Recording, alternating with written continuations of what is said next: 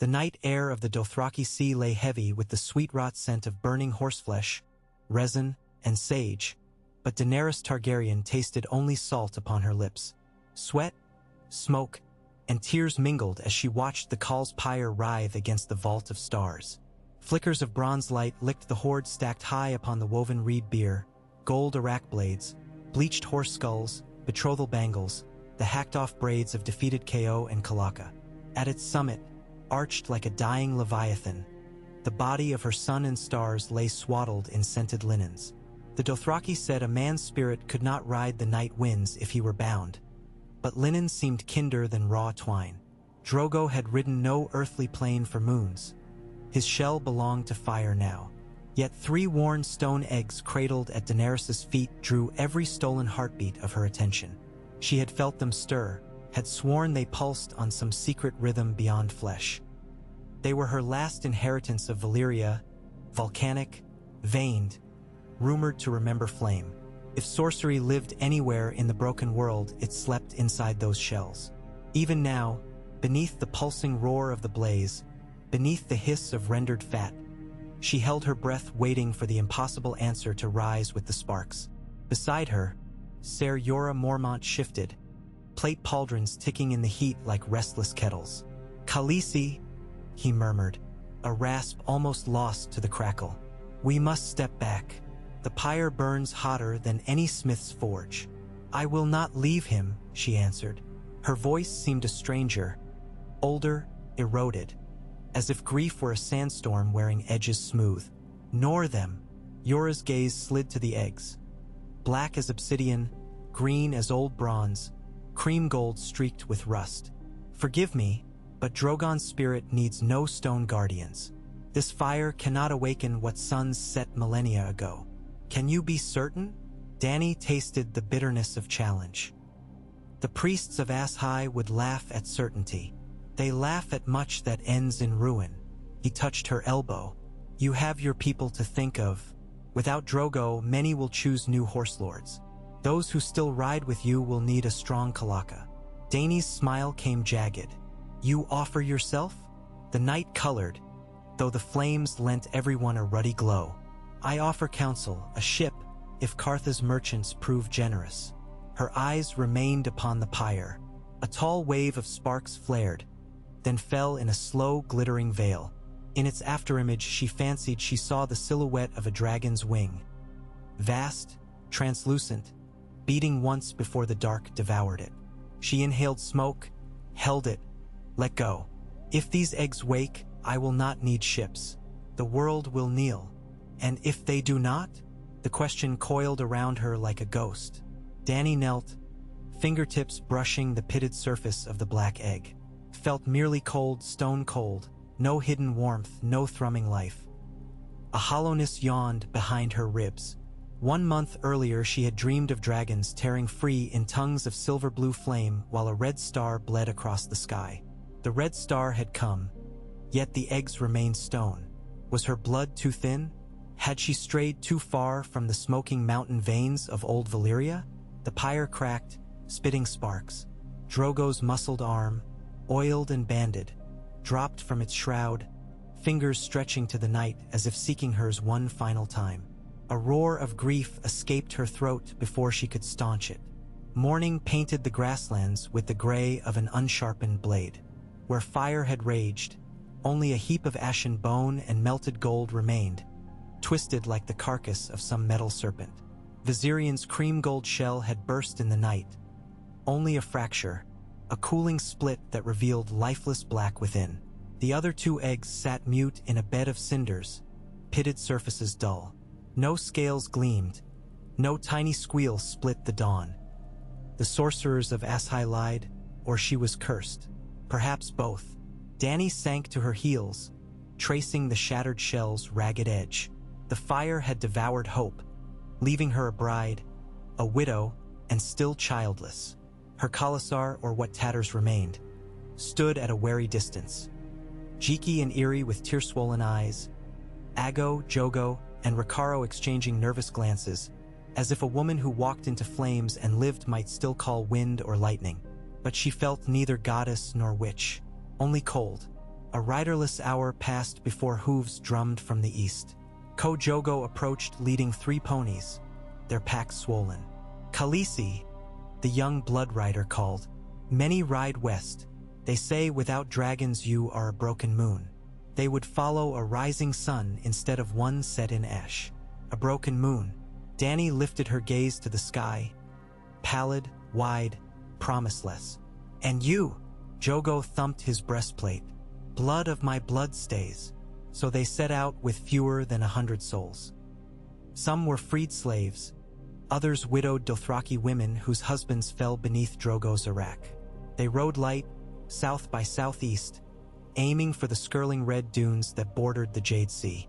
Rumor named Qarth the Queen of Cities, a place where wonder traded for gold and dragons might yet buy passage. At night, when their meager cook fires guttered, Dany fingered the 2 intact eggs beneath layered quilts. No flicker of life quickened. Like stones they lay. Sometimes she whispered at them, coaxing in high Valyrian. Zaldriz's Adruda, dragons rise. The silence answered with equal cruelty each time. In dreams she stood again inside her father's throne room. The vaulted roof opened to rolling black sky. Her brothers, Rhaegar noble and mournful, Viserys serpentine and sharp, knelt before a pair of iron-bound coffers. Blood and fire, they chanted, lids lifting. Within lay 2 curled dragons desiccated to parchment, glass eyes staring. When she reached, they crumbled to ash that funneled out of sight. She woke shaking, gripping eggs that remained whole yet lifeless. The red waste greeted them with blistering sun and winds that scraped skin raw. Heat shimmered until horizon and sky fused. Water skins emptied faster than anticipated. 2 maras collapsed before noon. If not for the Qartheen caravan encountered on the 3rd day, 6 lacquered palanquins drawn by hairless red camels, they might have perished entire. The merchant captain, Xaro Zoan Daxos, emerged swathed in diaphanous silks, silver nose brandicle catching the glare. His smile unfolded like a fan. Silver lady in the sand, what errant destiny brings you to my humble convoy? Daenerys Stormborn of House Targaryen, she said, voice hoarse. Queen of 7 kingdoms, we seek Qarth. Ah, a queen of salt and smoke. Your journey is mine then. Xaro's dark eyes slid to the eggs lashed across Ago's saddle. Curiosities worthy of legend. He gestured, and servants hurried to fetch water vessels glazed with lapis. Stripped corpses of the fallen maras disappeared into camel panniers, for Qartheen waste never wasted opportunity. Under jeweled awnings they traveled west, the desert mellowing into parched scrub. Xaro plied stories of Qarth, of the gilded spire of the winged lions, of purple priests who shaved runes into their flesh, of the house of the undying where dreams and doom mingled. If dragons sleep in stone, the undying ones may know the lullaby to rouse them. Daenerys toyed with the notion. Magic for a price, always a price. At last the honeycombed walls of Qarth rose, white as bleached bone. Carvings of leopards and wyverns prowled its height. Guards of the 13 open gates hung with harpy feathers. Inside, scented fountains played beneath canopies of violet silk. The air tasted of cardamom and hidden knives. That night Xaro hosted a feast in his water gardens. Musicians plucked zither that sang like midnight rain. Half-naked dancers spun wearing mirrored veils. Still Dany felt only the gravity of the eggs beside her couch. Silent stones amid decadence. When she declined Xaro's proposal of marriage, along with an offer to fund her conquest in exchange for a trifling share of Westeros's jade mines. His laughter tinkled like tiny bells. A queen you remain, then unbought, though even queens trade power for power. She retorted, power that comes at the cost of chains is no power at all. Wisely spoken, though even the freed wear collars invisible. Weeks fell away. Dany's Khalasar camped outside the city in dusty encampments, converting stolen Dothraki wealth, bronze araks, braids of hair, twin curves of a Kalsazer into food. Yet Qarth's envoys watched the eggs with hungering eyes. Time gnawed at loyalty. Without dragons, what was prophecy but a broken sword? Then came Piet Pri, pallid, blue-lipped warlock whose shadow moved ungainly, twin to his flesh. He bowed so deeply his hair brushed tiles. Mother of dragons that are not, the undying ones invite you. They thirst for song of your dreams. Do they offer answers? Visions? Keys? Perhaps a turning of the lock you cannot see. He licked powdered lips. Come. Yora opposed fiercely, but Dany's resolve burned hotter than caution. She strapped the 2 eggs in a satchel at her hip and followed Piet through labyrinthine alleys into a towerless mansion whose windows wept indigo smoke. Inside the House of the Undying, corridors branched like capillaries, each chamber a pulse of torchlight. She walked alone. Yora vanished like a word unsaid.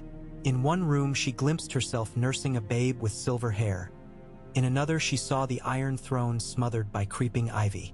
Echoes whispered, "Mother of ashes, bringer of dawn, singer of stone." At last she entered a circular hall where figures swaddled in cobweb robes sat around a mummified heart that beat sluggishly. She laid the eggs before them. "Tell me how to wake what sleeps." The undying mouths opened as one, releasing a wind of voices. Blood upon stone, fire without flame, grief's last breath, a child's lost name. Trade your crown for broken chain, then shall the singer of ashes reign. A blue steward pointed to her belly. Empty womb. Another figure raised skeletal fingers and plucked an invisible harp string. The note shuddered bone deep. Suddenly the heart pulsed bright blue. The chamber spun. A shadow behind her lunged, Piet Pri, knives flashing. She flung hot oil into his face. He shrieked, but more warlocks emerged, tongues flickering like serpent tails. The hall quaked, walls dissolving into rotten wood. Yora burst through howling, a rack in hand, carving a path. They fled amidst collapsing illusions. Thin veils parted to reveal desolation, brittle pillars, floors alive with pale worms. Outside, the mansion crumbled into dust as if built of parchment soaked through. They escaped with lungs whistling and eggs intact, but no secrets save riddles. Dany stared at the stones that had cost 2 blood debts. Still silent, the war horns of war came on the wings of rumor. Karth whispered of Astaporian slavers marching west with unsullied phalanxes, hired by Yunkai to smash rebellious cities along Slaver's Bay. Without dragons, Daenerys' value changed, from living miracle to bartering queen with a shrinking retinue. Yet she saw focus sharpen in opportunity. "If I cannot birth dragons," she declared to her council of exiles, Yora, Barristan Selmy, who had arrived disguised, Grey Worm, a freed unsullied captain, "I will forge legions of men instead." Chains melted into spears. She negotiated in Astapor her Valyrian and Carthene jewels for 8,000 unsullied. But without dragons to threaten, she relied upon cunning, promising half payment now, half when cities fell. Krasny's Emo Naklas sneered yet accepted. In the plaza of punishment, she tested loyalty. "Strike the slaver," she told Grey Worm. He hesitated, then obeyed. Blood sprayed Krasny's brocade, yet the city guard balked, stunned. In chaos, her freed men stormed the kennels, unlocking war dogs and torment pits alike.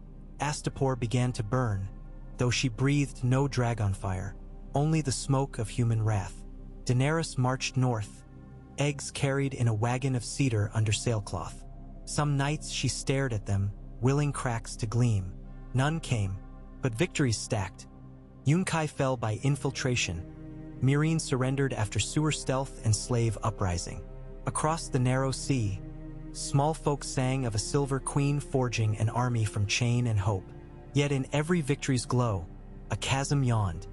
Dragons absent, prophecy unfulfilled. She feared the realm would look upon her and find only a sword with no spell, a queen of earth not sky. In Meereen's great pyramid she kept a private terrace where whined rattled bronze harpies. One evening a shadow fell long across marble.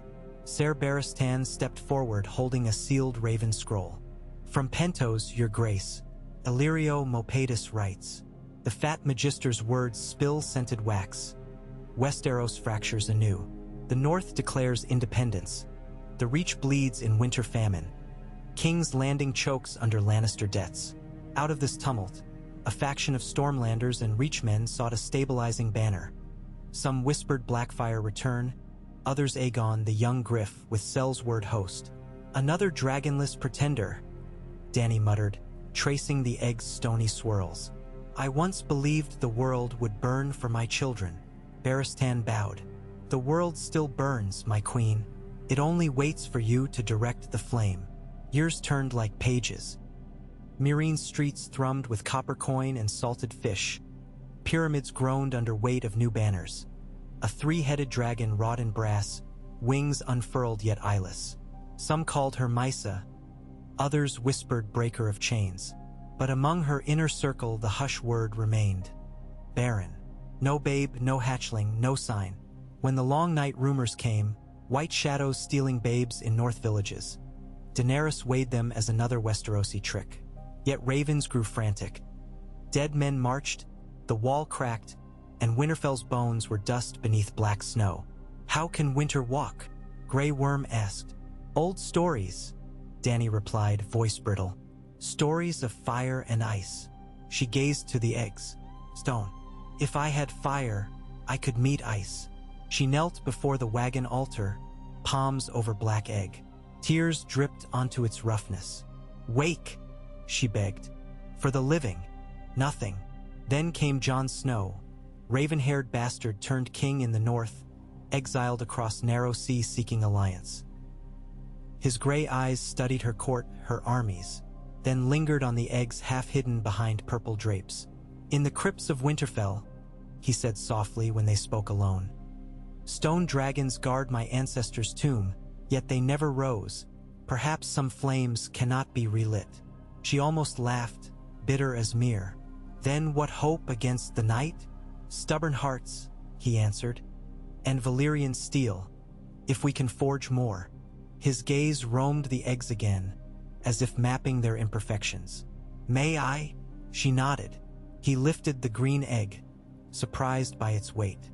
Feel, Jon said, and guided her hand to the scar across his palm where sword training left memory. Every scar is story. Stone forgets no fire. Perhaps they sleep for a reason. His words lodged like cinder. That night, Dany dreamed of her brother Rhaegar standing in a garden of weirwood blossoms, snowflakes melting upon his silver hair. The song is in you, not them, he said. When dragons fail, let blood sing. She woke before dawn, heartbeat hammering. Beneath the quilt the black egg felt warm. Impossible. She stared, breath held. Warm, yes, but faint. A lingering sun's kiss on stone. She summoned Yora, Jon, Barristan. Feel, she commanded. They did. Warmth faded to cool as morning light spread. No crack formed. Jon traced the surface thoughtfully. Dragon glass veins, he murmured. Dragon stone beneath dragonstone. He looked up. If heat stirs them, why not forge? Within days Daenerys ordered a foundry built atop Meereen's great pyramid furnace vents. Fires stoked with bellows until iron glowed white. The eggs nested in a spiral crucible of bronze netting above molten slag. Priestesses of R'hllor sang in tongues. Unsullied pounded drums. Dwarven smiths from Qohor whispered dark metallurgy. For 7 days the furnace roared, fed by cedar, pitch, and the heartwood of ghost trees.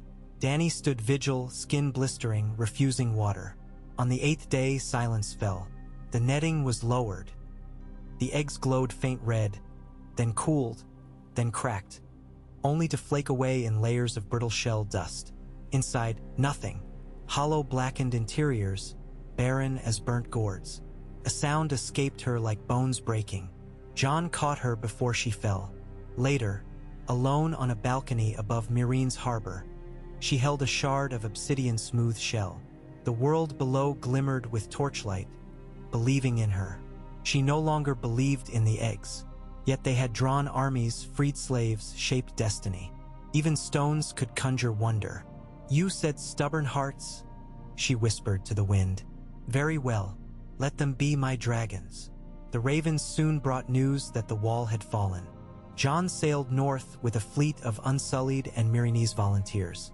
Daenerys followed astride a sandship, carrying spears tipped with fused dragon glass. Gift of cohort smiths and the final shell dust of her unborn children. They landed at White Harbor beneath murky sky alive with whites. Fires burned blue where dragonglass struck. In the battle of the shivering shore, Daenerys fought beside Jon Snow, a rack flashing, eyes rimmed with exhaustion. Without dragons, her armies bled heavy, yet the dragonglass spears felled whites like scythes through wheat. When the White Walkers emerged, tall crystalline warriors, Dany's rank faltered. She reached for a weapon that wasn't there. Wings, fire, roar. Instead, she saw Jon stand alone, Longclaw clutched, frost blooming upon his beard. She ran to him, lifting a dragonglass stake bound with bronze wire. Together they faced the White Walker Lord whose eyes burned frostfire. Blades clashed, ice shattered. Jon's sword caught the creature's scythe, steaming. Dany darted, plunged the stake where its spine met bark like armor. The walker screamed shards of winter, exploding into sleet. Its death cry echoed across the field. Whites shuddered and stilled. A hush rolled over battlefield. Men looked to Dany, blood-spattered, hair whipped by northern gale. No dragon answered, yet victory belonged to her. Somewhere, she thought, the old prophecies shifted, rewriting their verses. Dragons never hatched, yet fire found another shape. She held a dragonglass knife that still pulsed faint heat. Perhaps stone could wake in many forms. After the war, amid the snows of a spring that barely thawed, Daenerys knelt beside a weirwood stump outside Winterfell's broken gate. She placed the last fragment of black egg within its crevice. "A world without dragons," Jon said, cloaked in sable, crownless. "Yet still beautiful if we guard it." She met his eyes. Fire lives anywhere hearts refuse to extinguish. She pressed fingers to the shard. Felt cold, then warm her warmth. She withdrew, leaving it to the earth. No shadow of wings passed overhead, no roar split the sky, but in the hush of that northern dawn, a single green shoot broke through last year's ash and reached for the sun. A wan dawn broke over the rag-toothed battlements of Winterfell, and Daenerys Targaryen stood alone amid the damp quiet, clad in a cloak of northern wolfhide stitched hastily to a lining of Myronese silk. The air smelled of peat smoke, pine, and iron. Somewhere below, a smith's hammer rang its measured litany. She felt the vibration through the stones, each strike a heartbeat to replace the one she had abandoned on the other side of the world. No dragons and sword, but somewhere in those hidden forges her future was being beaten into shape. Steel and dragonglass folded, quenched, folded again. Jon Snow emerged from the spiral stair, his cheeks raw with wind and the lingering bite of recent battles. Snow clung to the black curls spilling from beneath his fur cap, melting in shining beads that trickled down his temples. He carried a rolled map bound in twine and a flagon that steamed from its neck. "Mulled with honey," he offered, pressing the warm metal into her palms. She sipped and let the cinnamon sting her lips. "I forgot how sweet the north can taste," she said. "Even after war." "Winter makes sugar precious," Jon replied. "We hoard it for harvest feasts. Seems a harvest of sorts, after what we've faced." A silence settled. A good silence, the way drifting snow settles over an old wound. Dany let her gaze sweep the courtyard below, where once stable hands curried shaggy garrons, unsullied now drilled with dragonglass-dipped spears. Dothraki riders circled the outer yard, adapting to iron-shod northern ponies that stamped and steamed in the chill. Intermingled banners, stark direwolf under a crescent of braided hair, the three-headed dragon without eyes, snapped in a gust. "Another raven from King's Landing arrived an hour past," Jon said. "Ser Davos read it and grows more troubled." "Cersei," Dany guessed. Jon's jaw tightened. "She invites me, us, to parley at Harrenhal when the first thaw opens the King's Road. She claims she wishes to avert further bloodshed now that the dead are vanquished." Dany laughed, low and bitter. "Harrenhal is a ruin of melted towers. She means to burn us inside its blackened ribs. She has no dragons, nor wildfire enough to rival Summerhall, or so we believe. Belief isn't armor." Dany cradled the flagon against her ribs. But a trap can be baited and robbed. We must answer. Jon unrolled the map over a Merlin's flat crown. Winterfell lay in faded ink at the center. Thin red lines traced ancient roads south. If we ride hard with a column of Unsullied, the bulk of our host can follow slower along the eastern path. Gendry smiths in White Harbor will send wagons of forged dragonglass south to me at Moat Cailin. From there Ser Davos can shepherd them by barge down the Trident. And Sansa? Dany asked, finger resting on the wolf's head sketched beside Winterfell. Will she sit idle while strangers march her lands? She commands the rebuilding, Jon said, voice heavy with pride and something like regret. Avelled courtyards, new granaries, sick tents. It consumes every waking hour. She will send tallies and troops, but her heart remains here. Good, Dany said. She rules as a true queen should.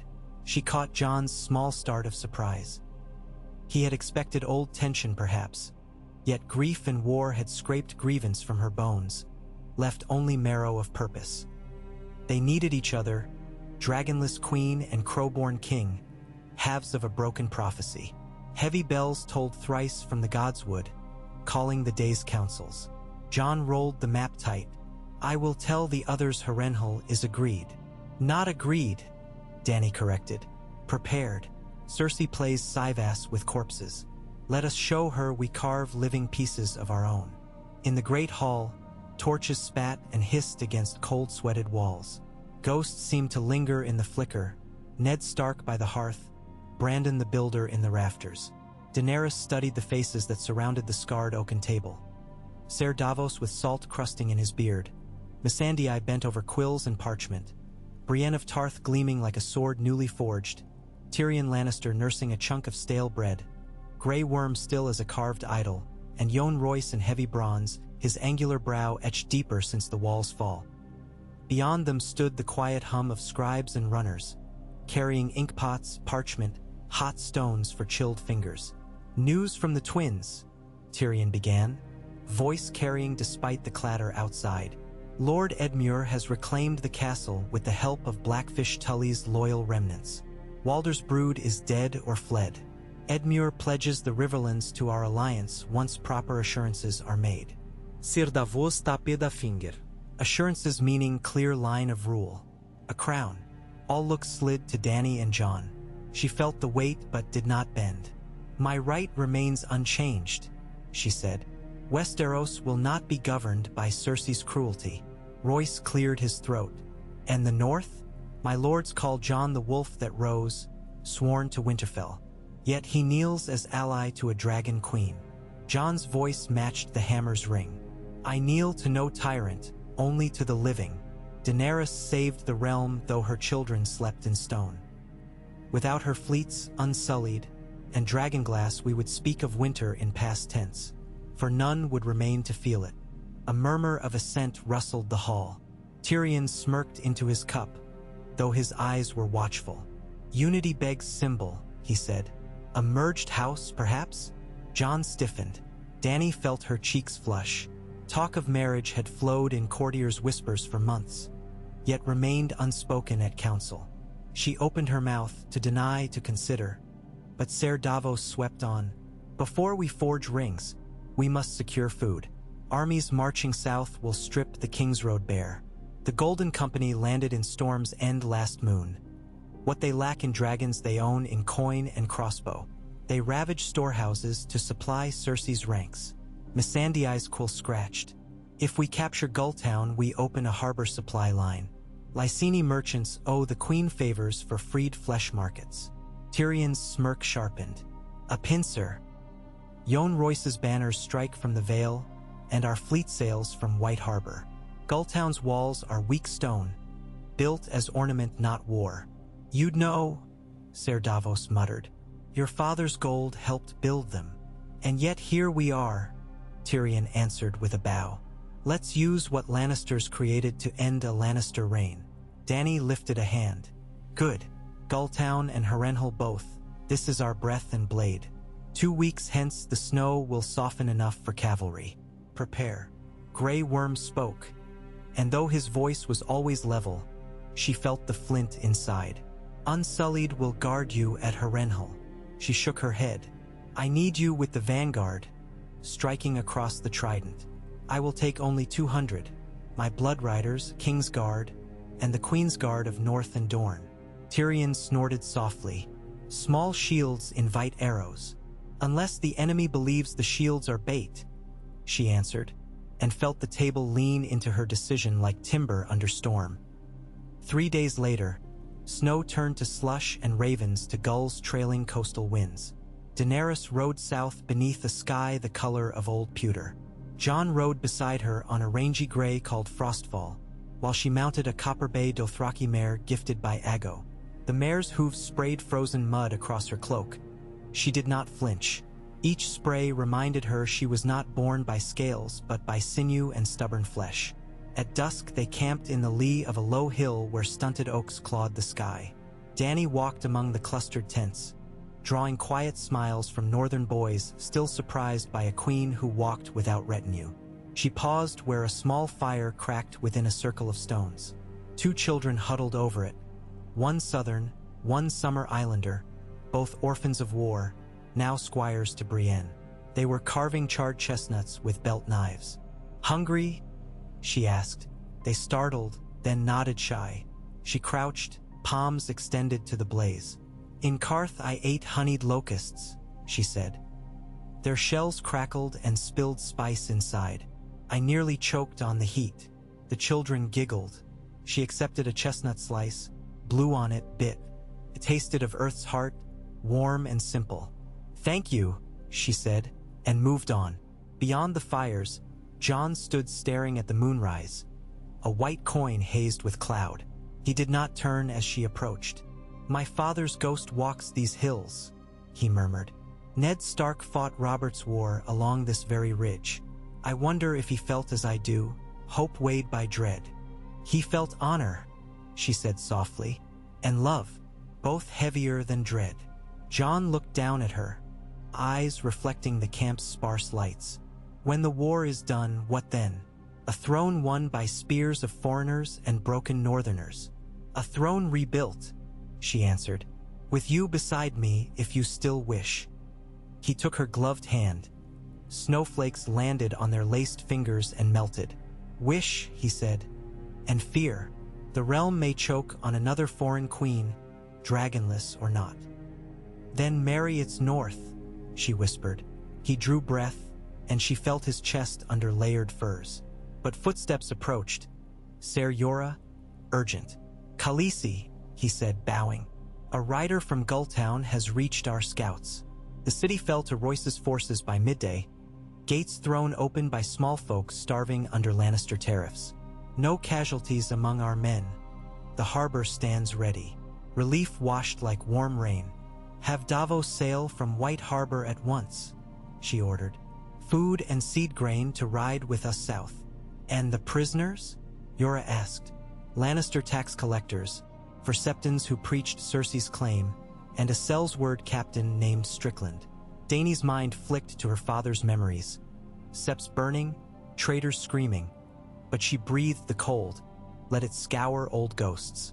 "Chain the collectors until ransom comes, keep the Septons under watch, and send Strickland north to Castle Black to dig graves. The wall may never rise, but the dead still need burying." "Mercy for murderers?" Jorah asked. "Mercy for the living," she replied. "Let the dead keep their vengeance." 5 days' march brought them to the outer lakes of the God's Eye, where reeds bent like supplicants under a brisk thaw wind. Harrenhal loomed across the dark mirror of water, its towers twisted into molten gargoyles, windows like yawning skulls. Wild geese rose from rushes, honking alarm. Dany felt a tremor. The last time she'd approached a fortress this cursed, it had been Karth's House of the Undying. Scouts reported banners on the ramparts. Golden lion, red comet, crowned stag staked upside down. Symbols flayed of honor, flown only to provoke. Siege lines dotted the shore where Cersei's forces encamped beyond bowshot from the walls. Axes rang as they harvested timber for engines. Dany signaled halt. Jon, Tyrion, and Brienne joined her at the ridge. She means to trap us on the causeway, Tyrion observed, squinting. Surrounded by archers on barges and scorpions hidden among cattails. Let her set her jaws, Brienne said. We bring the hammer. Jon tapped the small of his saddle where a tube of leather held raven's wax. If she wants parley, let her cross to the islet within the ruins. No scorpions can sit there. 2 envoys apiece. Dany nodded. I will go. Tyrion coughed. My sister would love nothing more than to put a bolt through my heart under white flag. You'll need another. Bronze Yone, Jon suggested. He speaks for the Vale and knows the old laws of guest right. Yone Royce bowed gruffly from horseback. I will stand. A rider with a pale banner galloped from the distant host. Dany's men signaled and met. Soon terms were shouted, scribes scrawled, ravens inked. By dawn 2 small ferries creaked across the waters toward the shattered inner courtyard of Harrenhal. Once a hall for kings, now a husk. Dany stood at the ferry's prow, wind knifing through ringmail beneath her cloak. She carried no sword, only the dragonglass dagger she'd driven into a white walker. Its blade glimmered faintly under cloud light, a piece of night trapped in crystal. Royce wore broad bronze plates etched with runes older than the Undulls. Tyrion guided the tiller, muttering course corrections. Jon remained behind with Davos, ready to sweep in should arrows fly. Across the water, Cersei emerged like a bright serpent from the riot of banners. Gold-brocaded battlegown cinched by black scale belts, a mantled lion crowned in crimson rubies across her shoulder. Beside her limped Ser Qyburn, and behind loomed Ser Gregor Clegane, face hidden by sable helm. When their ferry grounded, Dany and Royce stepped onto weed-slick stones. Cersei's lips curved, though her green eyes remained cold. So, she purred, the Dragon Queen without dragons. I confess I expected wings. She lifted a goblet Qyburn had poured. Wine. Guest right holds, Royce said sternly. We stand on neutral ground. Cersei sipped anyway. Oh, Bronze Lord, always clinging to old superstitions. The gods died when this castle melted around them. She faced Dany. What do you seek, child of ashes? Justice, Daenerys replied. Surrender, a realm rid of your cruelty. Cersei laughed, the sound shards of glass. Cruelty? I fed the realm through winter while you forged foreign spears. But you've lost your pets. Without Dragonfire, you cannot melt these chains. She gestured, and a copper-shafted scorpion bolt clattered onto the stones beside Dany's feet. Its iron head bore a smear of green resin. Jade Bane, Qyburn announced. A bastard cousin of Jadefire diffuses on contact, dissolving flesh. 50 barrels wait on barges. Your unsullied rose will melt before they touch my shores. Royce spat. Poison is the coward's steel. Victory knows no coward, Cersei answered. Dany felt heat in her chest, but no wings, no roar, only her voice. Yet you invite me here. A single arrow could end both our ambitions. She stepped closer until they were 2 breaths apart. Unless you fear the realm would rally behind the Wolf King and tear you apart. Cersei's smile faltered. Jon Snow is a corpse risen on borrowed legend. Northerners are pit dogs, they snap at any hand, even one that feeds. Jon will turn on you when harvests spoil. He will not, Dany said with quiet certainty. Nor will the Vale, nor the Riverlands, nor the Reach. House Tyrell may have burned, but their seeds grow anew in gutters and fields. They curse your gold roads. Cersei's eyes narrowed. What do you propose? Surrender. Bend the knee, yield the city, face trial. And my child. Cersei's hand drifted to her belly, flat still but rumored swollen with new air. Will you orphan my babe the way my father orphaned yours? Dany's pulse flickered. She remembered Rhaego who never breathed air. Your child will live, but you must answer for your crimes. Never. Cersei's voice cracked like frost. I will burn first, then burn, Dany whispered. Cersei flung the goblet in Dany's face. Red wine spattered her cheek, ran like blood down her neck. The mountain stepped forward, gauntlet fist tightening on sword. Grey Worm and Brienne burst from behind crumbled pillars. Bowstrings thrummed from both shores. But Cersei only laughed and turned away, spurs ringing on broken stone. "Parley's done," Tyrion breathed, white with fear. "Ravens to all fronts. We march." The siege of Harrenhal lasted 3 nights, the castle already ruined, but Cersei's host fortified in camps along the watery causeways. Dany's engineers, veterans of Yunkai, raised wicker mantlets across the shallows, covering unsullied sappers who hauled barrels of Blackwater River mud. Wet, clinging, nearly impossible to burn. They packed it into siege engines' throats and hurled it onto the Jadefire barges. When crossbow bolts struck the barrels, they burst in heavy sludge, smothering the poison casks. Archers then fired pitch-wrapped arrows. Skies briefly lit green, but the muck deadened flame, and poison hissed harmlessly into steam. By dawn of the 4th day, Dothraki screamers swept along the western bank, while Vale knights in heavy lances stormed fortified dikes. Daenerys rode at their head, arak raised, cloak flying. She had no scaly wings, yet the roar of hoofbeats became her thunder. Cersei's lines broke like rotted rope. Qyburn fell beneath Royce's warhammer. The mountain waded through 20 men before Brienne of Tarth met him with Oathkeeper steel. Their duel shook the marshy ground. Clegane's sword cleaved shields, but Brienne's heart hammered iron. When his helm cracked, Brienne saw no man's face beneath, only black, rotting ruin. With a cry, she drove her blade under chin rim, splitting the undead knight. He toppled, thrashing like a felled ox until silence. Within the ring of broken siege towers, Dany found Cersei atop a palanquin overturned in the mud. Her gold gown tore at the hem, rubies scattered like fresh blood. Archers still fought at the periphery, but the queen sat stunned, crown askew. Daenerys dismounted. Her boots sank ankle-deep. The cold wet seeped up her calves. Cersei's eyes flicked to the dragonglass dagger at Dany's belt. "So," Cersei hissed, "it ends here. No balcony, no wildfire, only muck and ruin." Dany knelt, withdrawing the blade, not to threaten but to cut a strip from the edge of her own cloak. She wiped the mud from Cersei's cheek as if tending a child. "Why mercy?" Cersei spat. "Not mercy," Dany whispered. "Memory. The realm will remember this moment. A queen who would rather drown in filth than bend." Cersei's shoulders shook. Laughter or sobs Dany could not tell. She rose, signaling Unsullied to bind Cersei in manacles wrought from melted scorpion bolts. They led her toward a longboat for escort to Winterfell, where northern lords would hold her until trial in the capital once retaken. As the sun set blood-red over God's Eye, Daenerys climbed the highest intact segment of Harrenhal's Kingspire, seared by dragonfire centuries ago, but solid yet. From there she looked northward.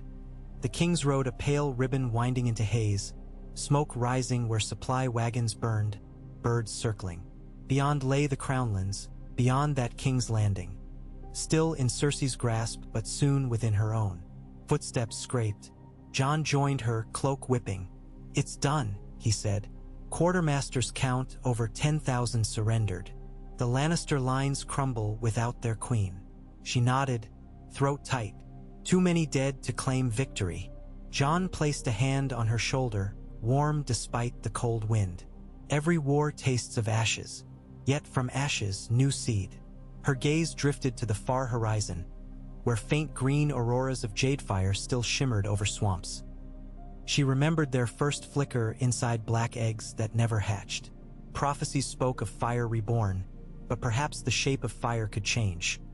A people free, a king and queen forged from ice and blood, hearts fierce enough to face winter without wings. When they descended the tower stones, she felt lighter, as though some invisible tether had snapped. There were no eggs left to weigh her pockets, no stone promises whispering, only the cool assurance of steel at her hip and the warmer certainty of Jon's hand brushing hers as they stepped onto fractured steps. The Riverlands received them in muddy jubilation. At Maidenpool, ribboned barges ferried grain upriver under banners bearing half-dragon, half-wolf. Mothers who had rationed acorn bread screamed at the sight of sack upon sack of barley.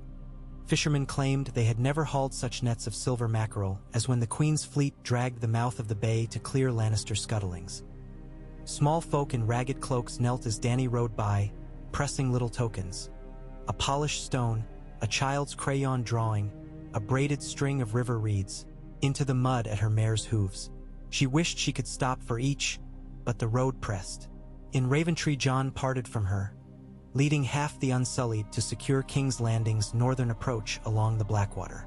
On the field beneath weeping ashes of charred oaks they embraced, a rush of firs and liatha. "Are and winter's grit. I will see you at the gates," Jon said. "If I fall, Sansa will ride with you to the throne." "You will not fall," she whispered. He touched her cheek. "And you will not burn." When his column crested the ridge, she felt the tear only then, a drop on her glove. She looked skyward, half expecting to see dragons, but saw only a skein of starlings twisting into the shape of a three-headed comet before scattering. Approaching the capital, the crownlands revealed scars. Hamlets torched by Sellswords, orchards hacked, fields salted in petty spite. Yet as Dany's host advanced, villages reopened shutters. A bandy-legged boy left a door to offer her a single crimson corn rose. She tucked it behind her ear and rode on. Ahead, by the Kingswood, scouts returned breathless.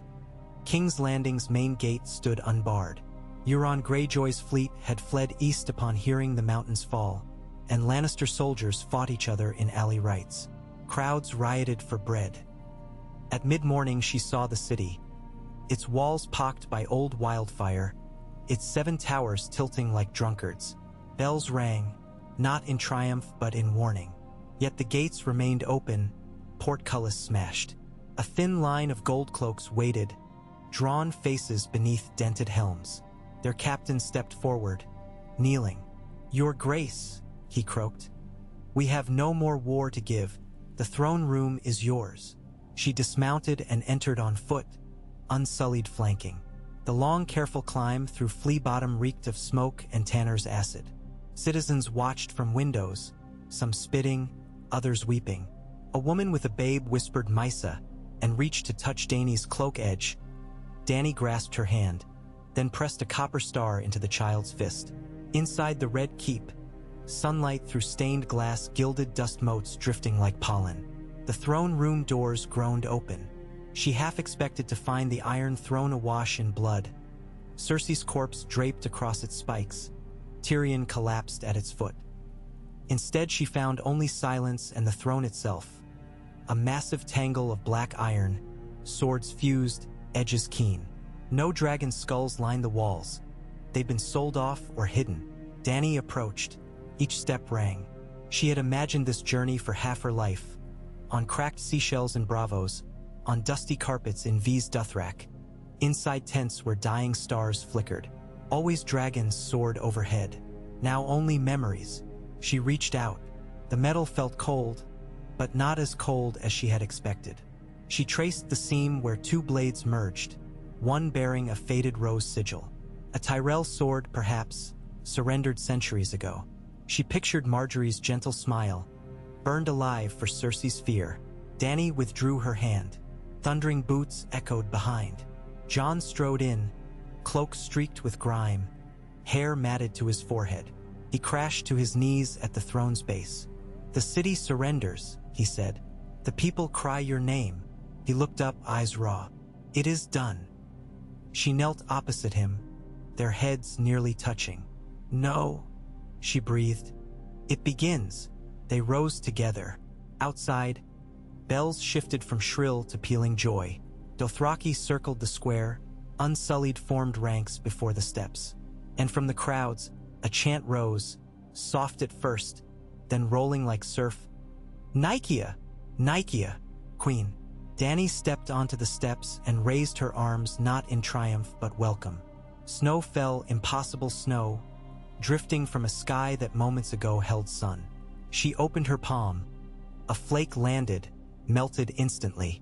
Jon joined her, blade sheathed. A hush swept the square as he bowed before her, pressing fist to heart.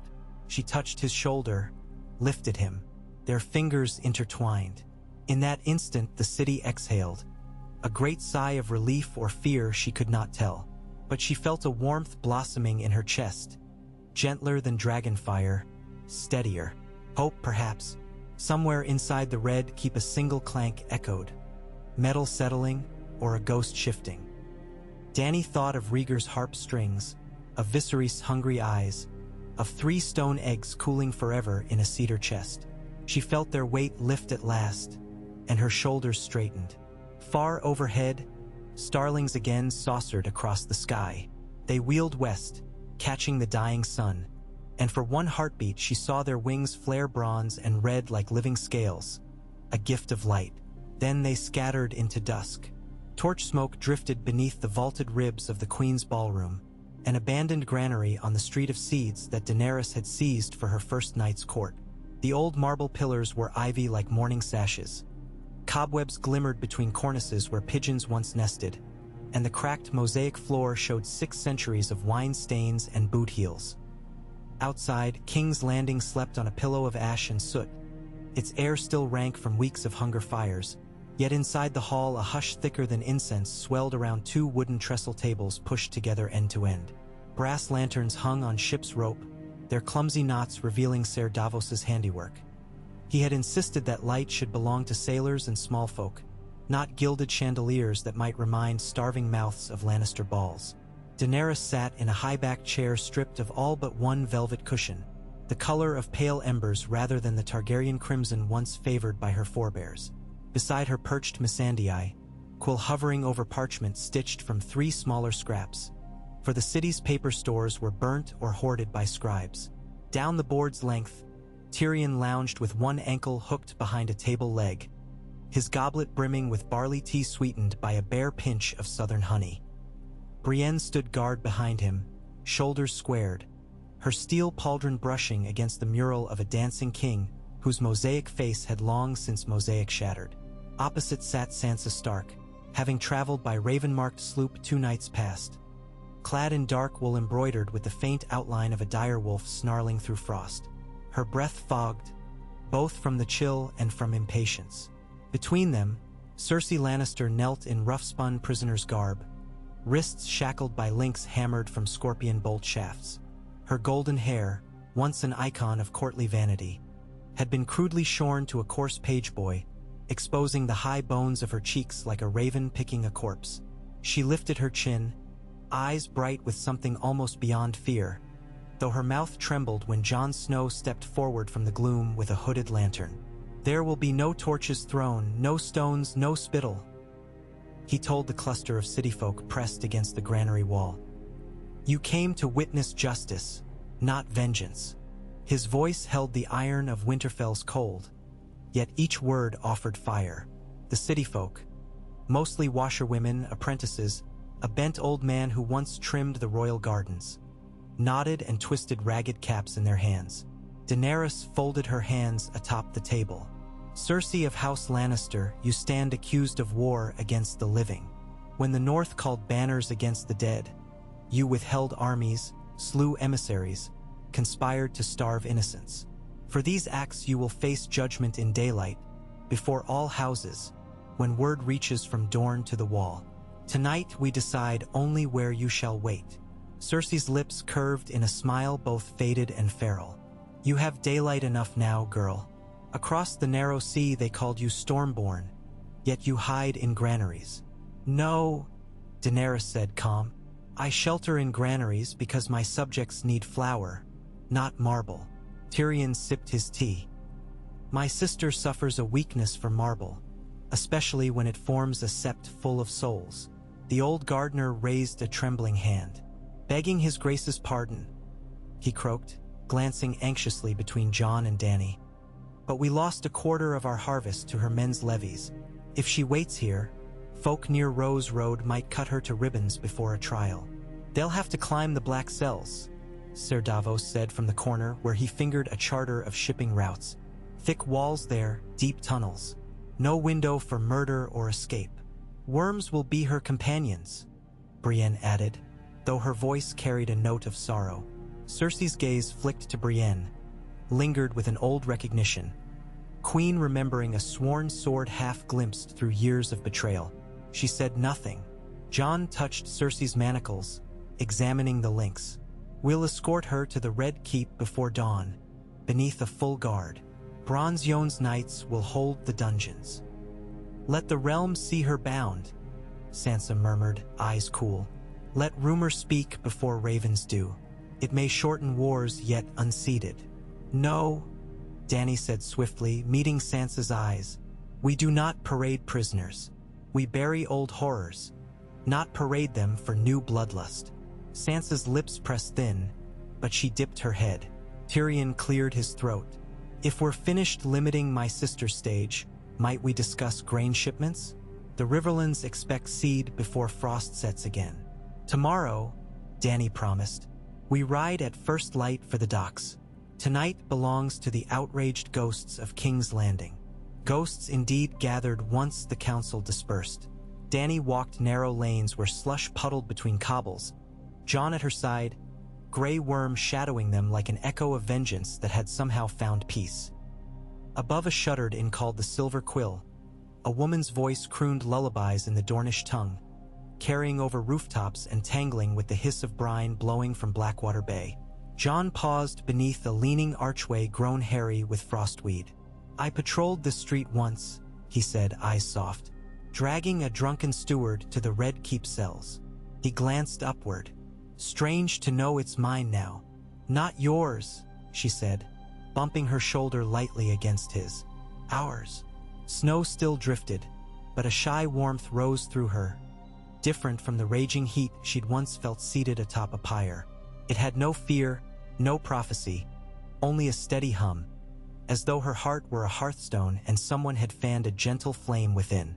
When Jon looked down, his mouth half-quirked in that shy way he had, she almost felt the ghost of wings behind her ribs.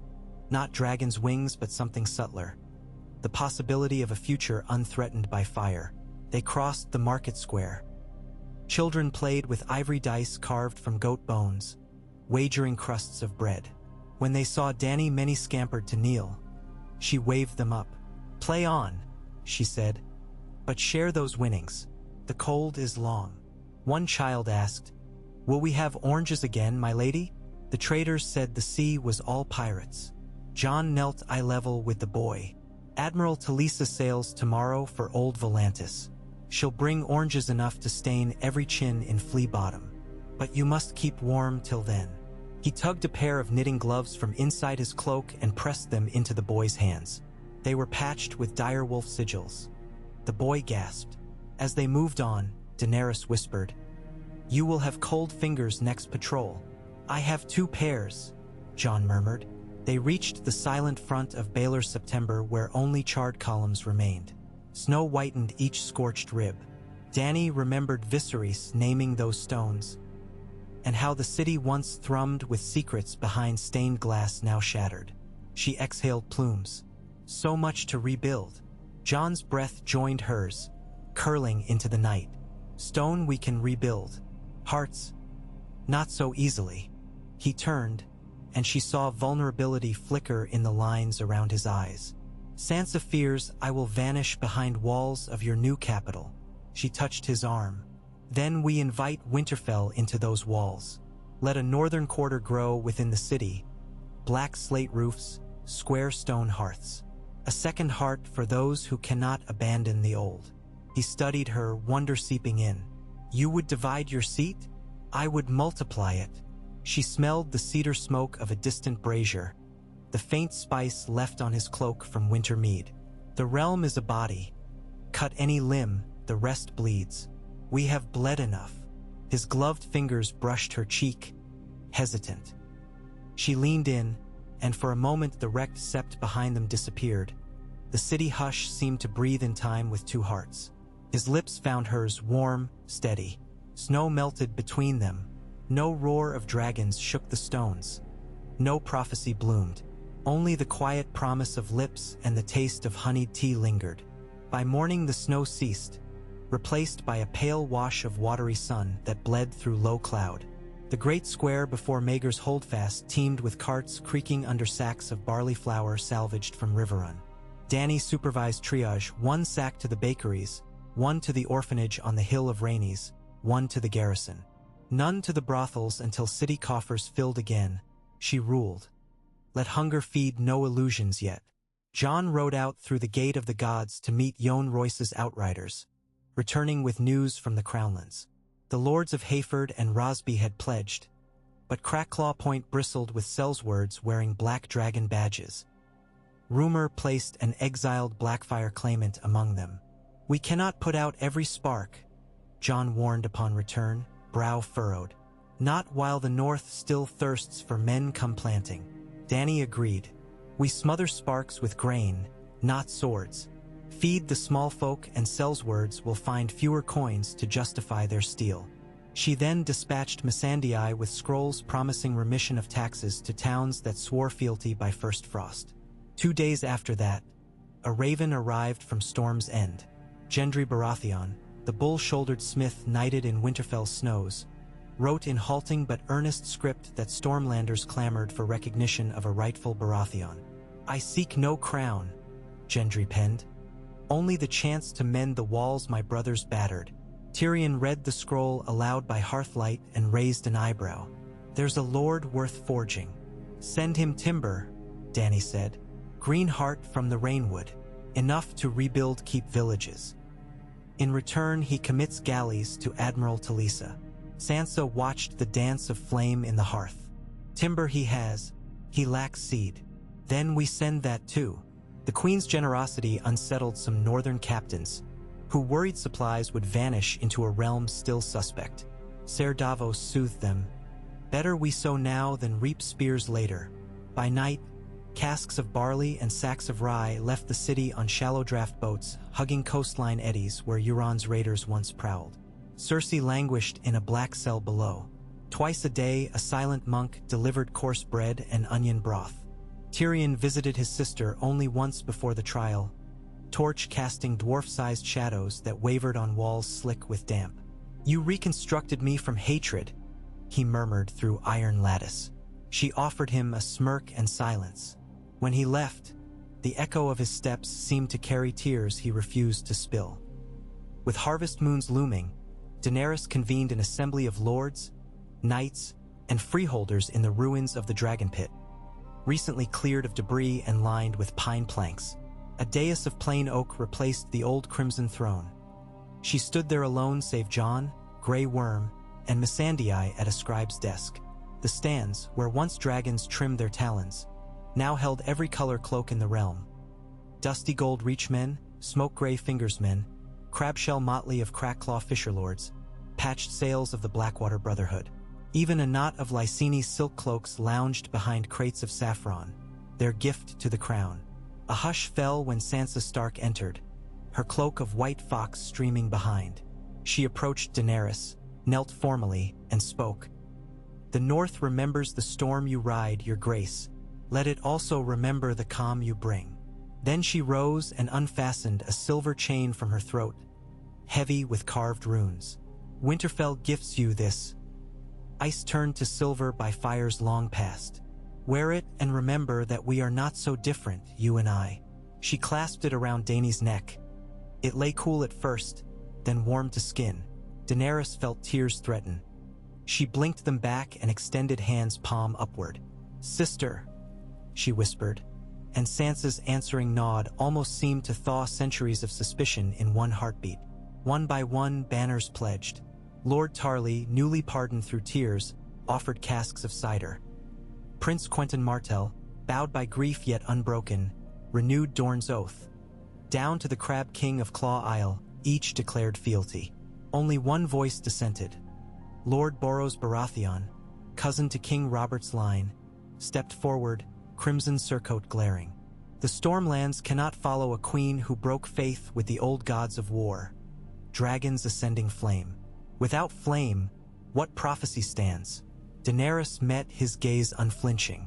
Prophecies bend like reeds when reality storms. I have no dragons, but I have dawn. Judge me by what I feed, not what I burn.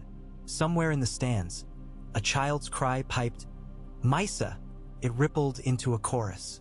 Lord Boros's face reddened. He bowed stiffly, muttering, The Stormlands need grain. The Stormlands kneel. The hall rattled with relief. After, Tyrion sidled to her as craftsmen dismantled benches for evening cookfires. "You have done in days what conquered kings could not in years." "Have I?" she murmured, rubbing the silver runes. "I fear I only set promises afloat." "It is enough to float," he replied. "Rising comes after." He presented a letter, parchment scented faintly of orange blossom. Dany unfolded it to find the seal of the citadel. Archmaester Marwyn wrote of glass candles flickering green, of portents glimpsed across the deep. "An army sails from Volantis," Marwyn warned, "captained by one who styles himself Aegon Targaryen, son of Rhaegar, holder of Blackfyre. He claims rightful crown and dragons yet sleeping." Jon read over her shoulder, brow darkening. Another claimant. Tyrion. Young Griff out from hiding at last. The Golden Company at his back.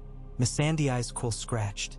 "A song of fire without dragons," she mused. Daenerys folded the letter. "We do not fear ghosts. Let the Volantines see a realm united. They will find no purchase on our shores." Yet late that night, sleep eluded her. She wandered the eastern parapets of the Red Keep, listening to the sea crash below. The moon haunched low, a bowl of milk spilled across sky. Shivers chased across her skin, though the wind was gentle. She touched the runes at her throat. Rhaegar's ghost walked again. Through a young man's face, an army's cry. Would the realm laugh, seeing Targaryen war without dragons once more? Would they believe her the pretender, him the promised? Footsteps approached. Jon, again sleepless. He carried 2 steaming mugs. "Chamomile," he said, handing one. "Gilly swears by it." She blew across the froth. "Tell me of this Aegon." Jon leaned on the battlement, profile a dark ridge against starlight. "I saw the boy once, on a quiet boat in the Stepstones. They called him Griff then. He wielded practice blades better than most Sellsword captains." He paused. "If he is truly Rhaegar's son, the realm may rally to old love. And if not, then he is Blackfyre, or plankton beneath larger tides." Jon sipped. Either way, truth comes on wave crests soon. Dany rested her head on his shoulder. "I have no dragons," she said into the lapel of his cloak. "Yet they still come for my name." "A name is enough," he murmured. "You taught me that." She squeezed his hand. "Then stay with me tomorrow. We ride to Rose Road to greet the first caravans. You will speak to farmers, measure new seed." He kissed her hair. "Gladly." Below, the tide thundered, pulse of the living world. "No win sansuere." And yet she felt something vast stirring. Not flame, but the slow heartbeat of a realm waking from nightmare. The caravan from Highgarden came at dawn in a tapestry of colors. Bright tart pansies painted on wagon sides, ribbons weaving between groaning carts stacked with quilts of dried apples and oats. Lady Eleanor Costane, cousin to the late Tyrells, rode at its head astride a chestnut destrier whose mane had been braided with river lavender. She bowed deeply to Daenerys as they met at a crossroads where frost-nipped bluebells pushed through slush. "I bring the first green of spring," Eleanor proclaimed, voice tremulous but proud. "And this," she produced from beneath her cloak, a potted sapling barely taller than her knee, its tiny leaves a startling gold green. Garthgold descended from the apple of Sarandry. Highgarden's gardens saved one graft. We gift it to the queen who fosters growth. Dany cupped the fragile sapling between gloved hands.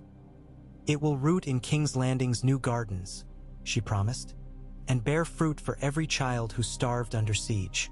Jon selected the site, a ruin of a stable yard near the ruined dragon pit, soil still rich from horse dung of ages past.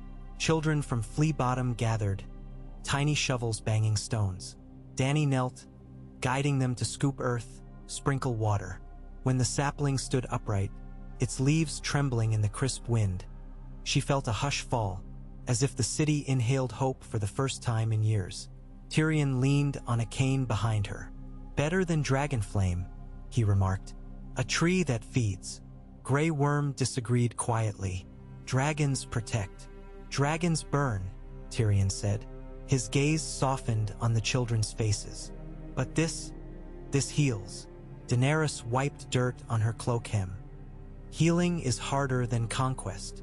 She stood, back aching pleasantly. Yet conquest brings only the promise. Healing proves it. Jon scooped a handful of dark soil, letting it sift through fingers. "We'll need many more trees, and many teachers to tend them," she said, smiling. "Gilly has taught wildlings letters. Let her school train king's wards in garden craft." Tyrion's brows lifted. "A wildling tending roses in the capital. The histories will faint."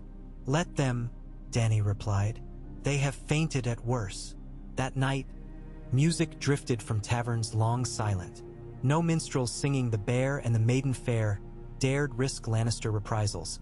So a new tune soared, soft pipes describing starlings stirring, drums beating like sprouts bursting soil. Dany lay awake in chambers once reserved for highborn dilettantes and listened, smiling. But beyond city walls, storm clouds brewed. Reports arrived of Aegon's fleet making landfall at Cape Wrath, meeting Stormlanders disaffected by empty barns. And in Old Town, the High Tower's beacon burned pearl white, a signal that the Citadel would hold neutrality no longer.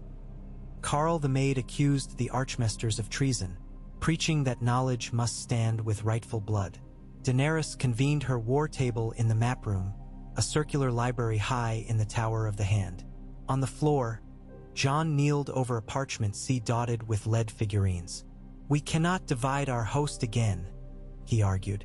"If we draw north to hold Cape Wrath, the Dornish marches open for Sellsword raids."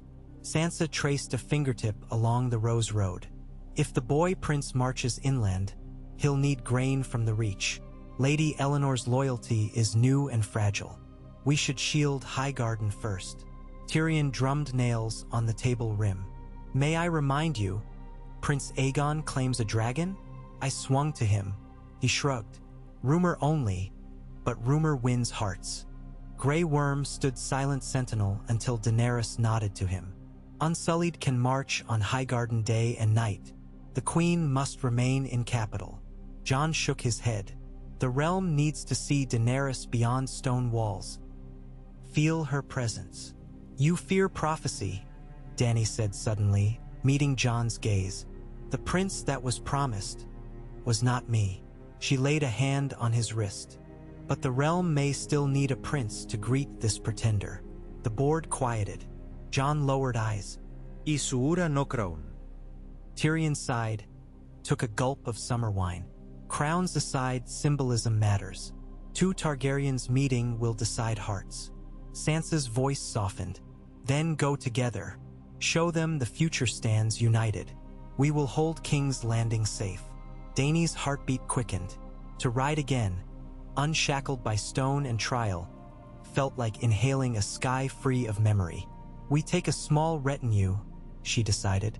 50 Unsullied, 50 Northmen, my blood riders, and Sansa's envoy to speak for Winterfell. "We ride light and swift.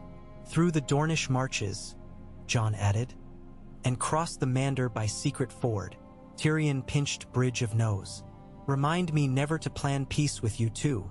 You'd rout through a volcano." "Only through a storm," Jon countered, a grin threatening. Missandei signed parchment as orders spilled.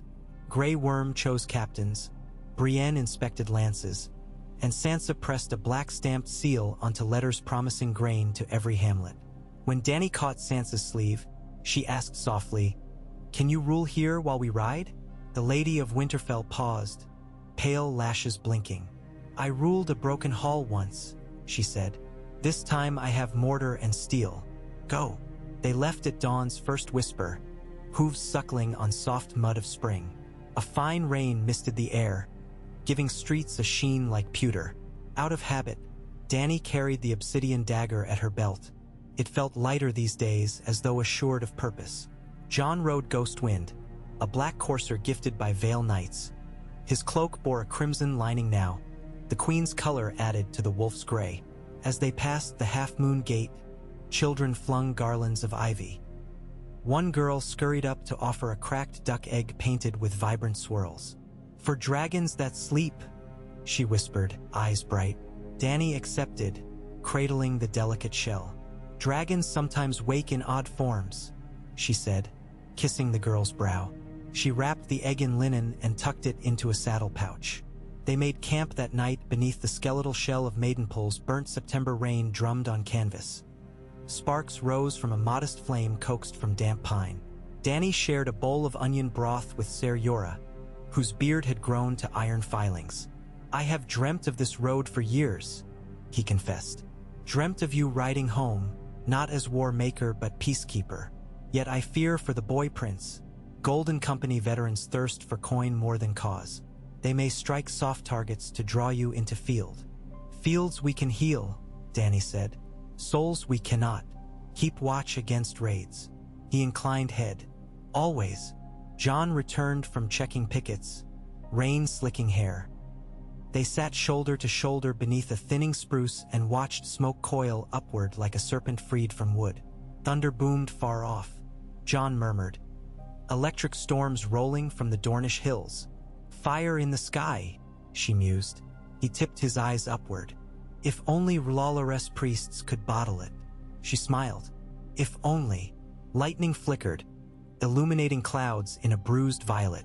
Tell me, she said softly, when you fought the dead, did you ever feel the world slow? As if every breath could be last. His jaw tightened. Every heartbeat. The world narrowed to steel and ice and a hope so fragile it might shatter if spoken. And now? She asked. He looked at her, eyes shadowed but steady. Now the world widens again, but fragile still. Fragile things require strong guardians, she said. Their hands found each other, ringless yet bound by something older than vow. Lightning flashed again, crackling down valley peaks behind them, and in the instant of white glare, her mind conjured wings, massive, shadowed. She blinked and they vanished. Memory or portent. She sipped rainwater off her lips and chose memory. At the fords of the Mander, they found the river bloated from spring melt, its currents sweeping branches in turgid swirls. Scouts reported Volantene galleys upstream ferrying golden spears. Dany ordered the Unsullied to span a rope bridge overnight, their discipline turning peril into precision. By dawn, the host crossed single file, rope creaking under weight. On the opposite bank, fieldgrass glittered with dew. Beyond, orchards of peach and lemon stretched toward the White Cliff coastline. Jon halted at a ridge. See there, he pointed. A cluster of banners moving among dunes, black, red, and gold. A dragon strewn on field, Jorah observed. They rode closer. The Golden Company had pitched camp around the burnt shell of a windmill, its sails severed by storm. Dany counted maybe 6,000, far fewer than rumors boasted. Yet each shield bore the golden skull of bitter steel, polished to mirror sun. At the camp's heart stood a great black pavilion trimmed in silver thread, the prince's seat. Daenerys dismounted, relinquishing reins to a squire. She ordered horns blown, 3 thunderous calls. The camp stirred. Men spilled forth, some blinking sleep, others clutching crossbows. From the pavilion parted a figure in silver-gray armor, dragon motif chased across breastplate. He removed his helm, revealing dark hair falling over violet eyes astonishing in their familiarity. She felt breath catch. Rhaegar's face, young and unmarred, stood before her. But Rhaegar's eyes had carried sorrow. This youth's eyes shone cautious hope. He raised a hand in peace. I am Aegon Targaryen, 6th of my name, he declared, voice clear. Son of Rhaegar and Elia of Dorne, sister of you, Daenerys. The words rippled across the field. Jorah tensed. Grey Worm's grip tightened on spear. Jon studied the prince, expression unreadable. Daenerys stepped forward alone. Brother or stranger, she said. Blood still requires proof. Aegon nodded, almost relieved. I carry proof in scars, he said, unlacing a bracer to reveal a white slash along forearm. Blade of Ser Arthur Dayne when he sparred me at 6. Blackfire's hilt bruise upon my hip. And this, he produced a signet ring. Dragon and sun within laurel wreath, the emblem of marriage between Rhaegar and Elia. Dany accepted the ring, turning it under sun. She had never seen the symbol but recognized the craftsmanship of Sunspear artisans. A faint heat radiated from the metal, as if time itself remembered warm hands. She looked up. "If you are truly Rhaegar's son, why march with mercenaries?" He spread hands. "A prince hidden all his life needs swords to claim truth. But I sought counsel first." He gestured and out strode a white-robed figure, Archmaester Marwyn himself, his glass candle staff glowing faint green even in daylight. Dany's eyes narrowed. Citadel chooses sides at last. Marwyn inclined head. "I choose only the flame of knowledge. Dragons may sleep, but their lineage decides wars. Two branches stand before the world. Unite them and the realm heals." Jon stepped forward. "You ask union through bloodline," he said, voice firm. "Yet blood alone cannot bind hearts forged by war." Aegon studied Jon a moment, then bowed. "King in the north, your banners speak loyalty beyond blood. I would learn this art." Tyrion arrived panting, for he had taken a longer path on muleback, huffed. "We should talk beneath canvas, before arrows or speeches decide this day." Aegon gestured to pavilion. Dany nodded. Jon offered his arm. She took it, and together they entered, leaving armies staring. Inside, incense of sweetgrass and myrrh curled around tapestries depicting Valyrian freehold. Braziers burned low, revealing stacks of maps, rolled treatises, and polished scale armor sized for slender shoulders. Aegon poured wine. "None here is poisoned," he said wryly, "though your grace may test mine." Dany accepted, sipped, tasting bright citrus like Dornish summers she never knew. She set goblet aside untouched thereafter. Tyrion settled on a cushioned stool. "Your grace," he said to Aegon, "I once advised your company in Essos. I left when you chose open war. Yet here we are, earlier than letters suggested." Aegon's gaze flicked to Tyrion, faint amusement. The dwarf once counseled caution. I heeded, but tides changed. Cersei's downfall opened seas. "Aye," Tyrion muttered, "and now you confront a realm tired of fire." The prince looked to Dany.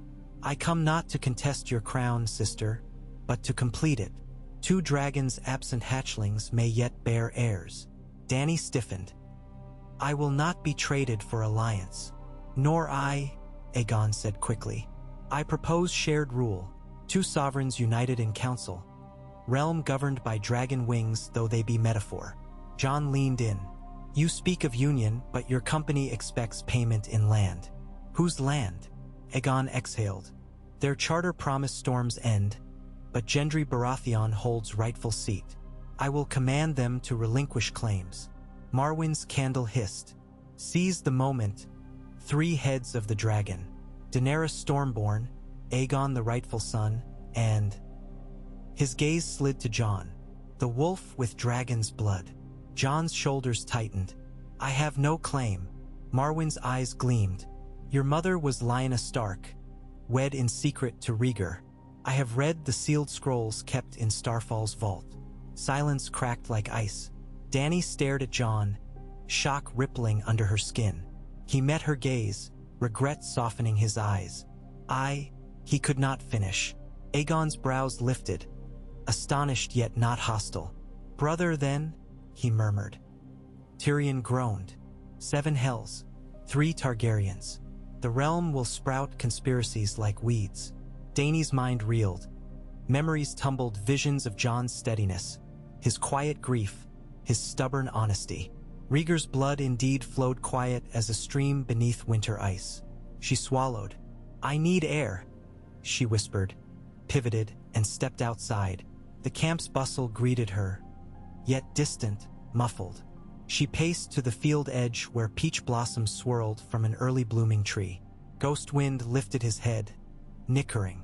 She pressed her forehead to the horse's warm neck, breathing scent of sweat and grass. Moments late, Jona Pruaka. "I never spoke, because names cost lives," he said softly. "When Sam and Bran told me, I swore silence until the war was won." She turned, eyes bright. "So you, too, are Rhaegar's son?" "Son of Lyanna," he corrected. Elia remains Aegon's mother. Our father loved, then heired, but blood binds nonetheless. She searched his face. Do you want the throne? His answer came without thought. I want peace. With you. He took her hands. If blood divides, we choose hearth over lineage. She squeezed, unsure whether relief or sorrow pulsed stronger. 3 heads of a dragon without dragons, she whispered. What will the realm believe? That fire may sleep, but hearts burn, he said. Behind them, Aegon emerged, helm cradled under arm. He watched them, expression complex. I grew on tales of your storm lullaby, Daenerys, he said, stepping closer. I dreamed of meeting the sister who walked through fire, but I also dreamed of a realm where siblings do not war. She studied him, the earnest tilt of his brows, the tremor he tried to master.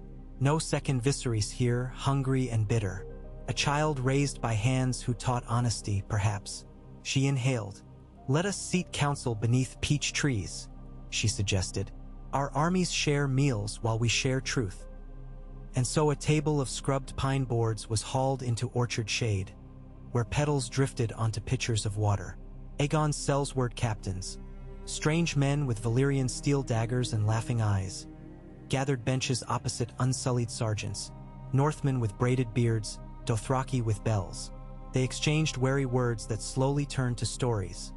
Of the Battle of the Dawn, of siege tunnels under Meereen, of a plague ship they all avoided on stepstones. Laughter even rose when one Sellsword challenged Aggo to dice and lost a half-year's pay inside an hour. Meanwhile, beneath the trees, Daenerys, Jon, Aegon, Tyrion, Yora, and Marwyn laid parchment ribbons across a plank. They drafted a charter, Triarch Council, 3 leaders, 1 vote each, decisions passed by at least 2. Jon insisted small folk assemblies be consulted. Aegon agreed. Dany demanded abolition of child enslavement across Narrow Sea. Aegon pledged his Volantene allies to ratify. Tyrion poured wine for all and toasted. To 3 heads that share one neck, Marwyn raised candle, flame green against dusk, and intoned, Azor a high-forged lightbringer not for one hand, but for the world. Night fell with embers, and torches danced among tents. Dany walked the perimeter with Aegon. He spoke of the water gardens of Sunspear where he'd trained in spear dances.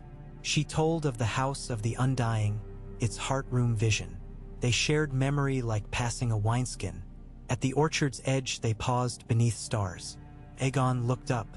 I used to dream of dragons, he said quietly, waking in mid-air, falling, then wings would burst from my back. Each time I woke before they opened. She smiled sadly. I dreamed of the day they hatched, and woke to stone. He nodded. Perhaps stone can't hatch wings, but hearts can. She touched his forearm. We will teach the realm to fly another way. Their combined host made for Bitterbridge where the Summer Road met the Rose Road. Strategic crossing of commerce. There, banners of the Reach still in Lannister pay blocked the ford. Dany's scouts reported 700 men under Ser Haber Redwine, nursing resentment after losing half their fleet at Blackwater. Haber demanded tolls and boasted he held 100 barrels of red wine wildfire dragged from the bay. Dany convened quick council. Jon urged negotiation. Aegon preferred swift flank. Tyrion suggested cunning. Wine can be turned to vinegar if left uncorked. Grey Worm proposed night assault. Dany rode out alone with a single herald, white banner overhead. She halted before Haber's line at dusk when shadows lengthened across water. You hold wildfire, she called. It belongs to no man, and you risk all. Haber sneered, claimed lion blood. She listened, patient. Then she lifted the duck egg given by the little girl, still intact, and in one motion hurled it high above the bridge. It shattered on rock, releasing only yolk that glimmered golden in dying light. Gasps rippled. Dany's voice rang. You cling to fire that will betray you. I break shells that promise death.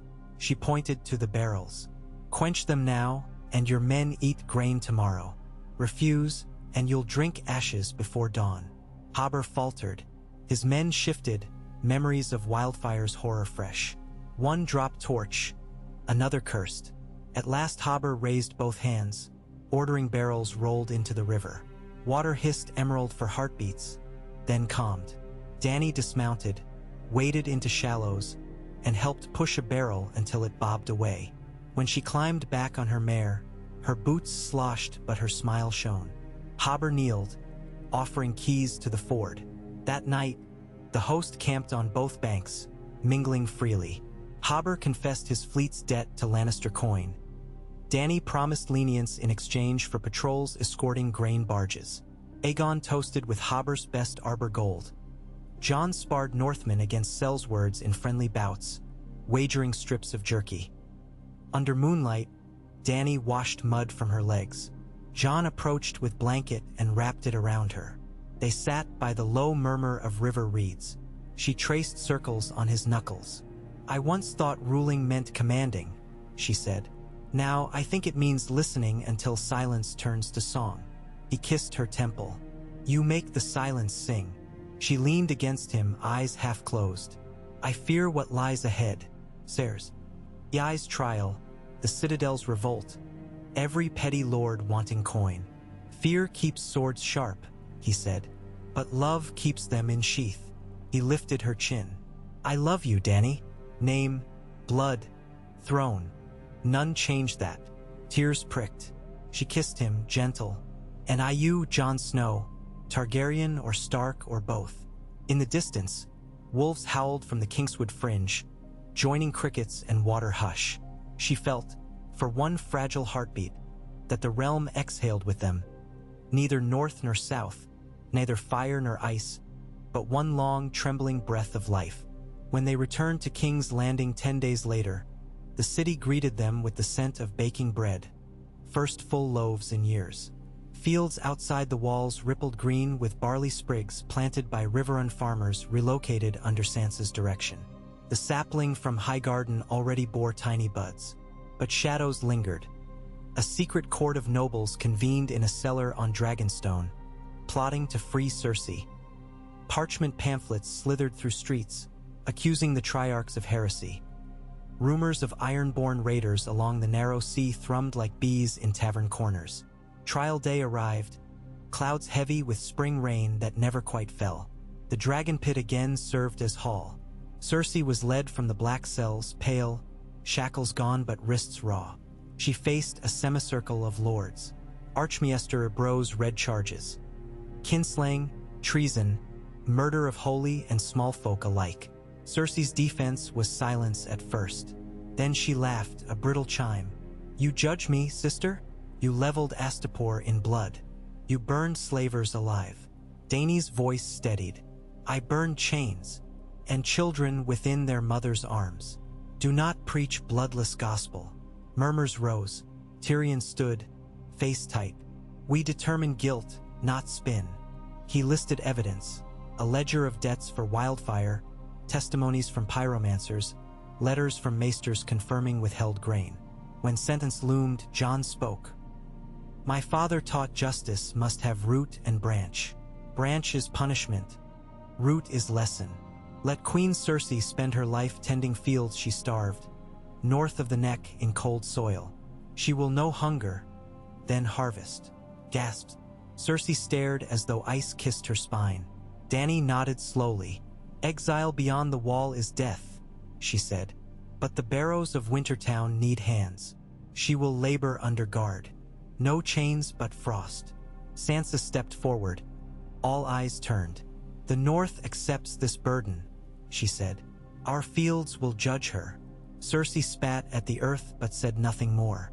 Guards escorted her away. When the pit emptied, Daenerys lingered, wind whipping her cloak. She half expected some rush of triumph, but only felt a quiet ache, as if too many ghosts had left at once. Aegon approached, offering a peach plucked from orchard. She bit, juice sweet on tongue. "The first fruit of our union," he said. She smiled. Later, by hearth in Queen's ballroom, she drafted a decree. Abolishment of debtors' prison, reduction of tithe to Old Town, new weirwood groves in the Crownlands. Jon suggested language, Missandei etched calligraphy.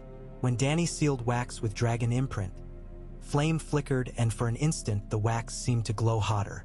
She watched, heart-stirring. A drop of molten wax slid like scaled hide, cooling to crimson. That night she dreamed. In a yawning cavern of obsidian, a single egg rested, larger than any she lost, surface shivering with faint light. She touched it. It cracked. Instead of dragon, a sapling sprouted, leaves of living flame. From its branches perched ravens, doves, and a direwolf. A voice, not hers, not known, whispered, "This is the shape of fire now." She woke with dawn's blush on windows, pulse wild. Jon waited at balcony, gazing east. She crossed the room, wrapped arms around him from behind. "I dreamed of a tree made of flame." He smiled. "I dreamed of snow melting into river." "Perhaps prophecy speaks in orchard tongues," she mused. They watched sunrise bleed gold over the city. Ships dotted the harbor, some bearing rich grain, others laden with Dornish spices. Bells chimed, not in warning but in welcome. Daenerys rested her head on Jon's shoulder. The world below shifted, still fragile, but root and branch settling. No dragons roared, yet she heard a quieter music. Hammers building, children laughing, wind carrying scent of baking bread. She closed her eyes and breathed. Somewhere, wings may yet be born, stone, sapling, or song. For now, the realm herself was dragon enough, and her heart beat in time with its slow, determined flight toward dawn. A gray drizzle worried the river stones that paved the courtyard of Maegor's Holdfast, each bead of moisture alive with the restless shimmer of dawn. Daenerys Targaryen faced the Triarch Council's new dais, a plank-framed platform raised beneath a lattice of linden branches still pale and spring-soft, where 3 plain chairs waited. She breathed damp air that tasted of salt and cinders and the faint sweetness of distant peach orchards, then climbed the steps alone. No herald announced her. It was too early for ceremony. She simply took her seat at the center, boot soles creaking. A silent throng of servants began to unfurl oiled canvas over the benches that radiated outward like ripples frozen in wood. The first council of a united realm could not drown in rain. Jon Snow arrived first, cloak dripping dark streaks onto stone. He carried a leather folio rather than a sword, though Ghost Twin's reins trailed loosely in Ser Yora's hand below. A nod passed between him and Daenerys, wordless, warm.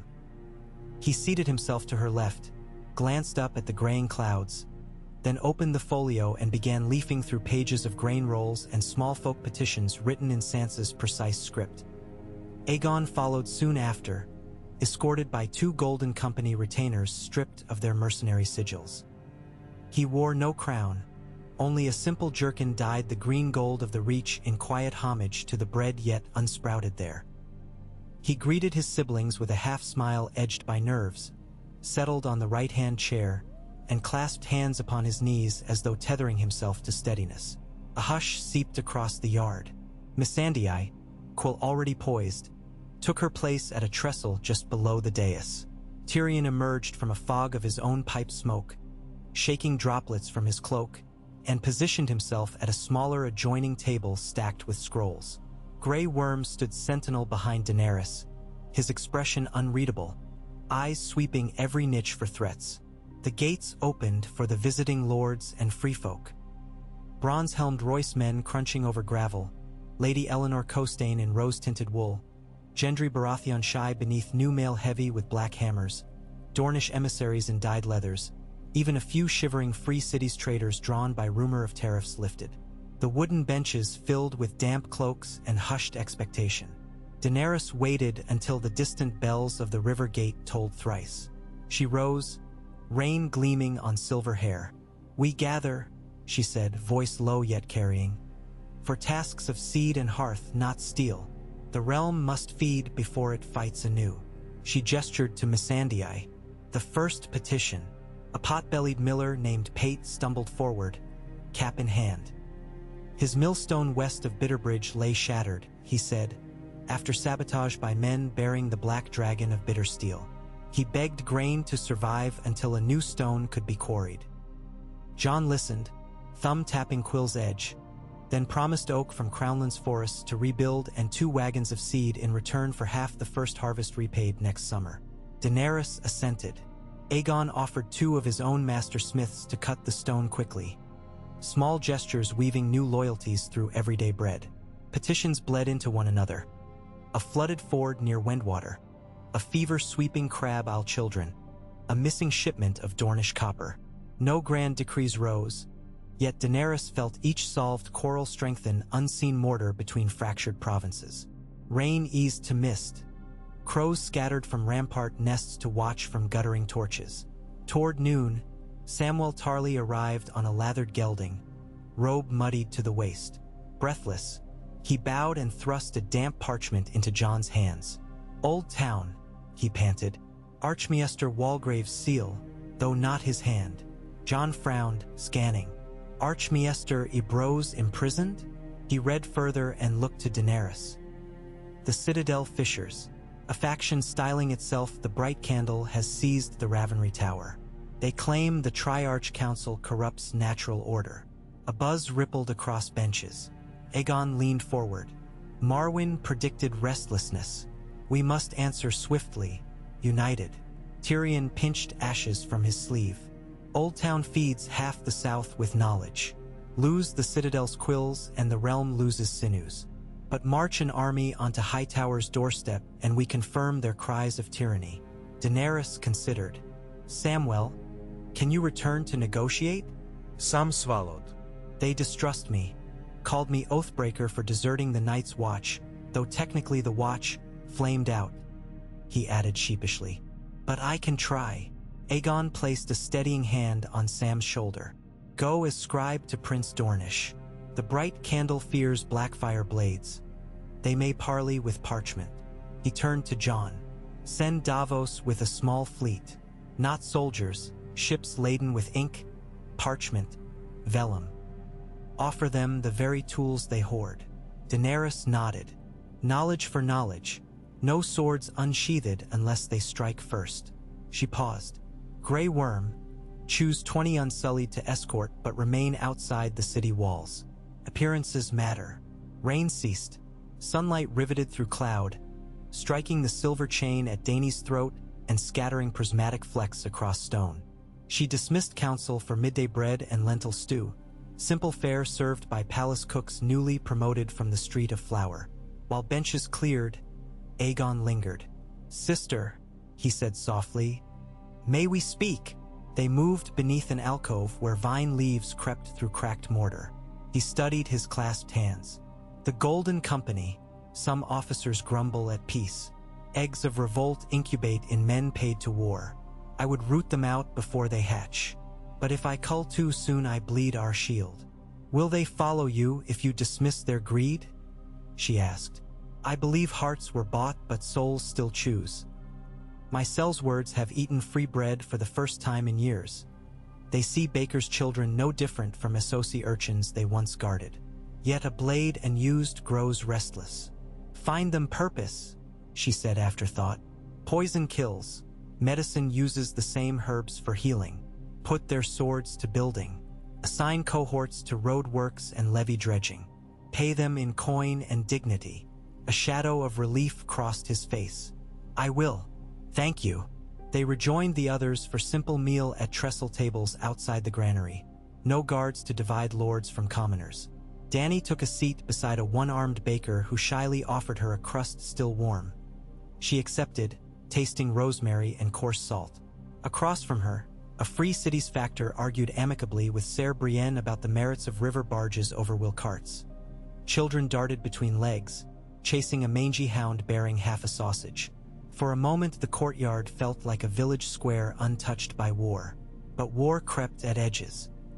That evening, a raven arrived from Pike.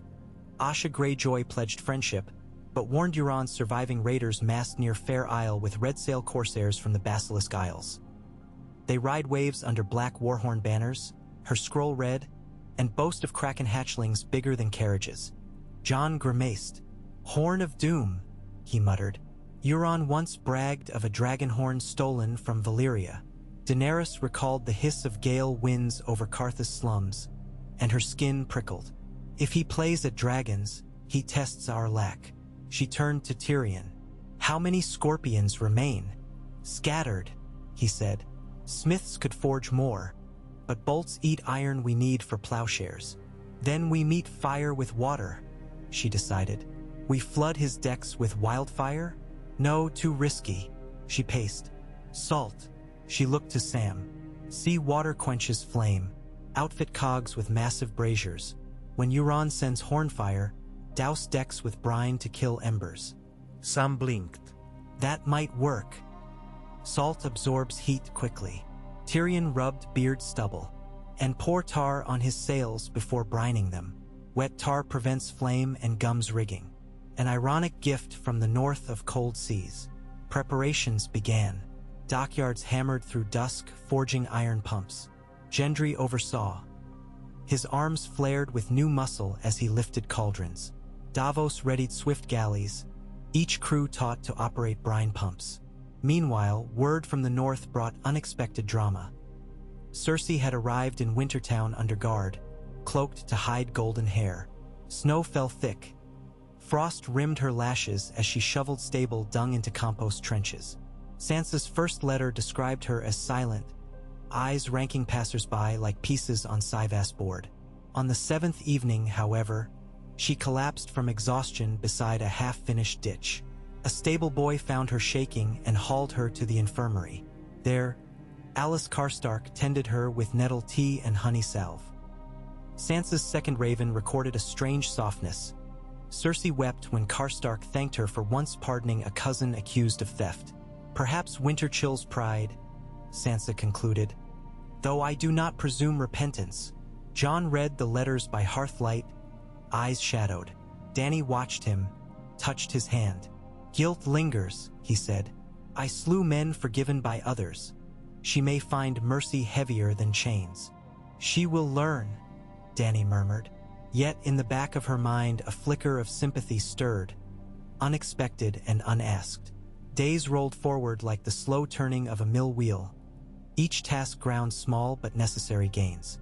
The Garthgold sapling sprouted first blossom, white petals tinged with pink. Streets lost the reek of rot, replaced by yeast and river lilies. At times, Daenerys paused at balconies to watch starlings loop over the city's chimney forest, weaving patterns reminiscent of the old prophetic comet, reminding her that omens might yet write themselves in feather rather than flame. But Old Town burned. A courier ship raced into Blackwater Bay on a stiff southerly, sails patched with arrow holes. Sam's message inside. The bright candle had seized the Hightower's beacon and lit it blood-red. Ibros lay jailed, Marwyn missing. Dockworkers loyal to the traditional citadel scuffled with torch-wielding fanatics. Warehouses of parchment smoldered. Davos's fleet anchored outside but dared not land. Sam appealed for royal intervention. The council gathered late beneath flicker of rushlights. Rain once more thrummed roofs. Debate raged. Jon argued for swift march. Tyrion warned of ambush. Aegon feared splitting forces with Euron still at sea. Daenerys listened, then rose. We sail at dawn with minimal guard, she declared. No greater insult to knowledge than letting fear silence it. She pointed to Grey Worm. A dozen shields, only cloaks hidden. Diplomacy by presence, not force. Jon's jaw flexed. Then I sail beside you. No, she said softly. The realm needs anchor in capital. If both heads leave, rebels strike neck. A thunderous quiet fell. His lips parted, then closed. He bowed once, stiff. Then ghost wind carries Raven for rescue at first sign. Their eyes locked, warmth and worry vying. Dawn came ghost pale. Daenerys boarded a sleek galley named Nightingale, hull painted river gray. Sun-bleached sails bore no sigil. With her rode Aegon, whose presence she insisted would show united blood. Missandei, Samwell, Yora, and 12 unsullied disguised as sailors. The voyage down coast took 2 days, swift under fair wind.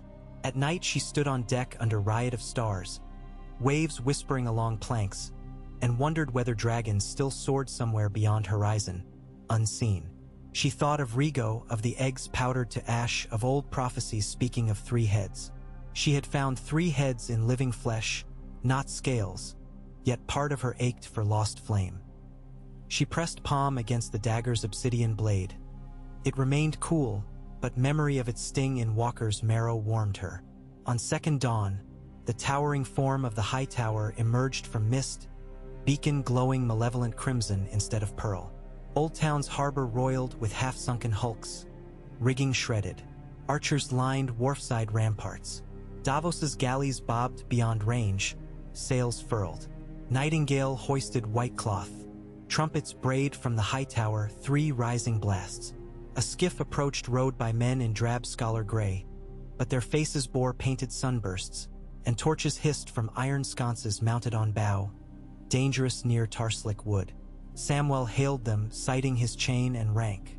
The leader, gaunt, shaven crown, blue sigils tattooed around temples, announced himself as Maester Hollis of the Bright Candle.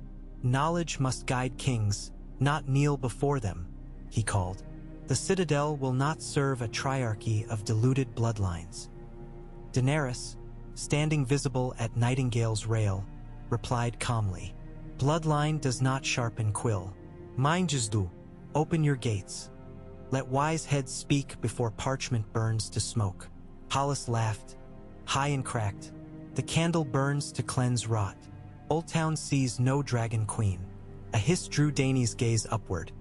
The beacon flared brighter, tongues of red flame licking sky. Crossbow strings clacked. Bolts whined overhead and clattered harmlessly off Nightingale's prow. Davos's ships answered with warning horns but held fire. Aegon stepped forward. "For every bolt loosed, a book perishes," he shouted. "Open your ledgers. See the grain shipments signed by my hand feeding your streets even now." Hollis's gaze flickered. Confusion crept into his brow, but fanatic flicker returned. He raised a hand. Archers knocked again. Suddenly, a bell tolled within the high tower. 1, then 2, frantic. A plume of smoke darker than beacons rose from lower levels. Voices screamed. Sparks sprayed from windows. Daenerys realized part of the tower derrick had ignited, embers raining onto thatch roofs. Fire, once unleashed, cared for no faction. She seized the moment. "Lower boats," she ordered. Unsullied swung into action. Sam relid Davos's crews. Within heartbeats, brine pumps assembled on narrow skiffs. Barrel lids pried. Grey Worm guided night-colored craft under arrow hail, steering for burning quay. Sailors sloshed seawater onto flames. Others formed bucket chains. Daenerys, hair braided beneath hood, leapt onto wharf planks that snapped under heat.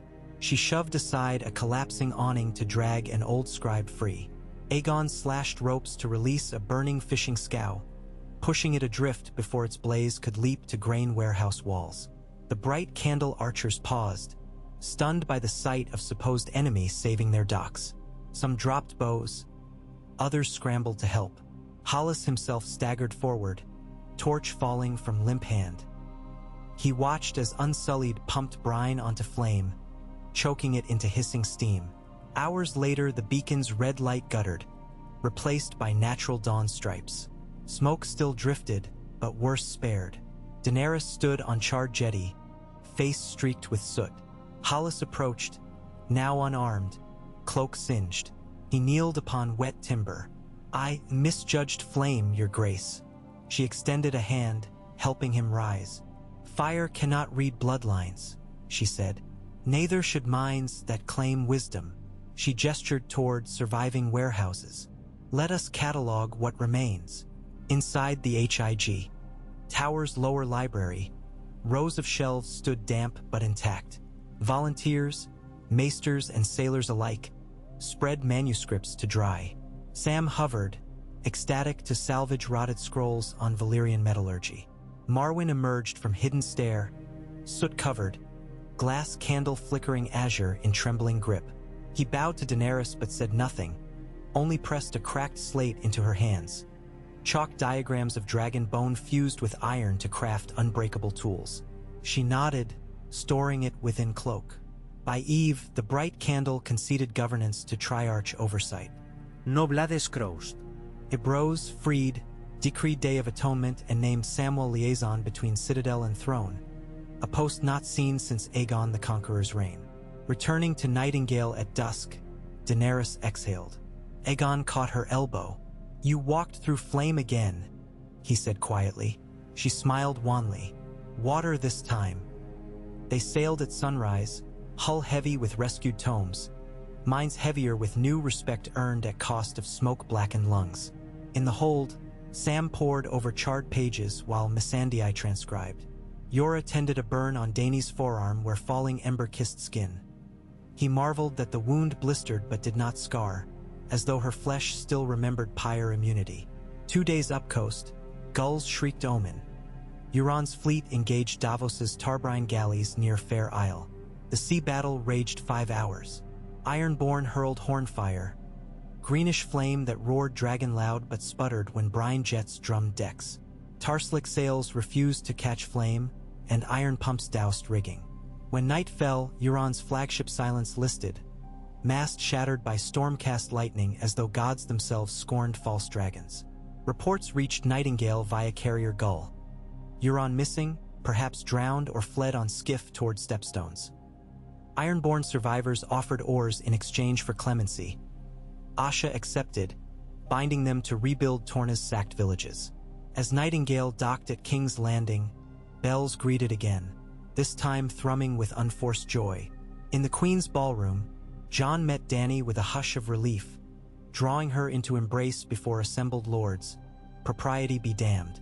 She buried her face in his cloak, inhaled homecoming.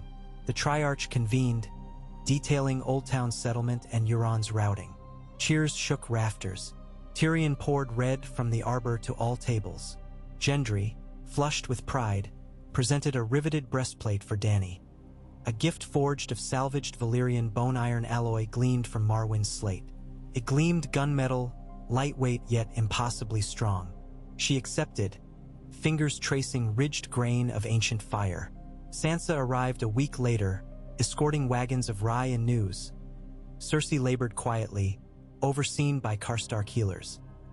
She ate scant, spoke seldom, yet began teaching a gaggle of Wintertown girls their letters in idle evenings.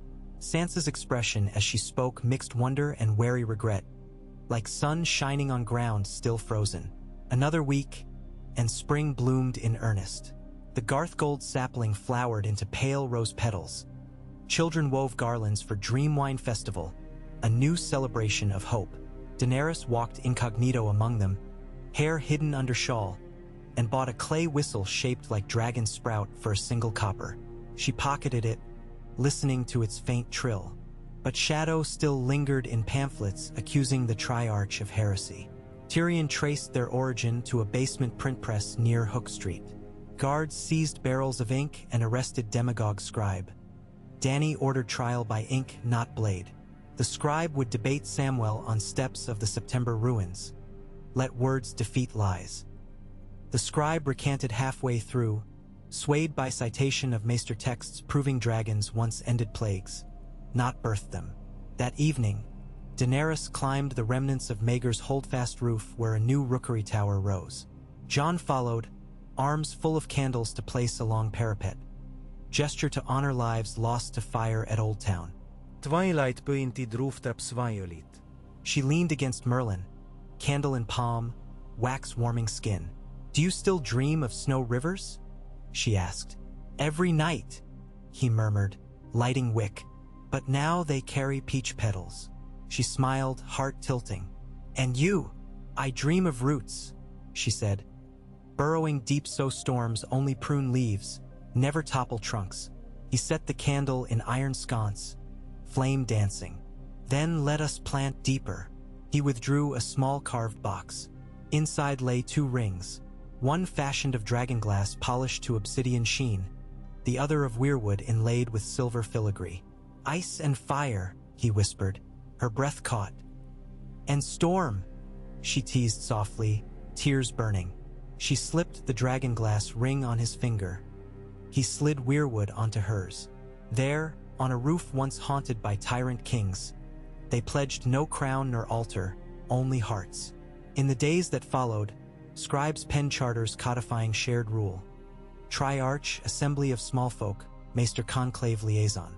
Each page bore 3 seals: dragon, direwolf, and wingless dragon of Aegon's line entwined with a quill, the sigil he adopted to honor knowledge.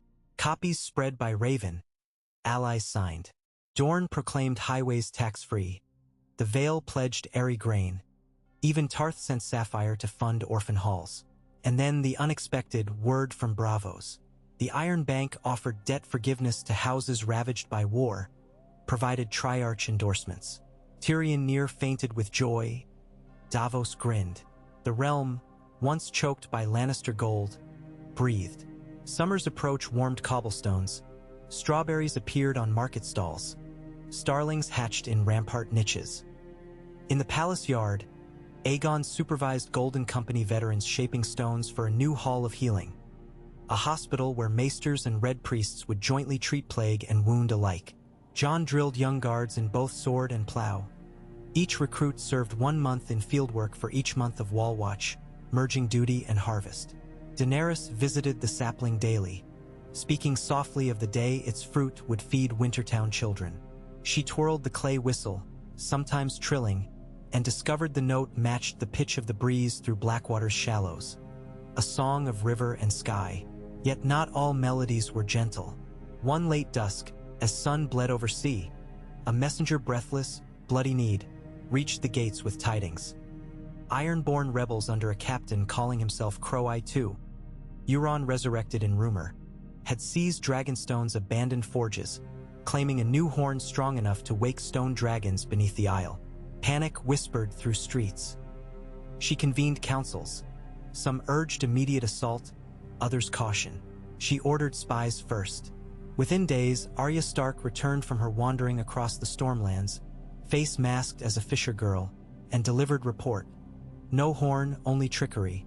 Euron's nephew Victarion seeking clout. Black-scale illusions cast in pumps of colored smoke. However, a deeper threat. Dragonstone's glass candles stored in vaults had been stolen. Scholars believed them tuned to lost sorcery. Daenerys felt pulse quicken. Without eggs, glass candles might still channel flame of memory. She dispatched Aegon and Arya with slim force to retake the Isle, appointment of trust-forging bond between once rival houses. Returned fortnight later, horns silenced, vault reclaimed, candles found unlit. Victarion fled seaward. With each threat quelled, the realm's breathing deepened, like patient recovering strength. Yet Daenerys never allowed comfort to fatten. She rose before dawn, walked markets, ate common fare, and listened to laughter echoing through alleys that once dripped despair.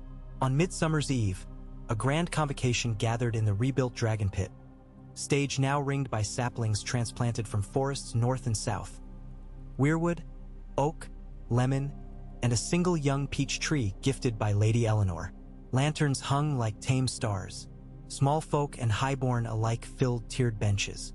A hush fell as Triarchs entered, cloaks unornamented save small brooch each shaped like 3 interlocked rings. A smith's clever symbol of unity. Tyrion stepped forward to speak but found his voice caught. He cleared throat. We have hammered swords to pruning hooks, yet still keep steel sharp against night. We have sown seeds beside bones. This realm is no longer 7 kingdoms nor one.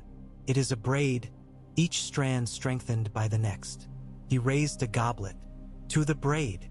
Cheers lifted as do thousands of wings. Musicians struck ballads foreign and northern. Casks opened, bread broken. Jon danced with Sansa, laughing. Aegon spun Lady Eleanor until her rose mantle twirled petal-like. Daenerys, cheeks flushed, let Arya guide her into twirling steps learned from Braavosi street dancers. Laughter spilled like wine. As darkness settled, lanterns lifted on sky ropes, glowing orbs drifting upward. Children gasped. A hush descended, and in that hush, Daenerys stood on stage alone, gazing at floating lights. She lifted the clay whistle to lips and blew a gentle note. High above, lanterns bobbed, casting flickers of gold on her upturned face.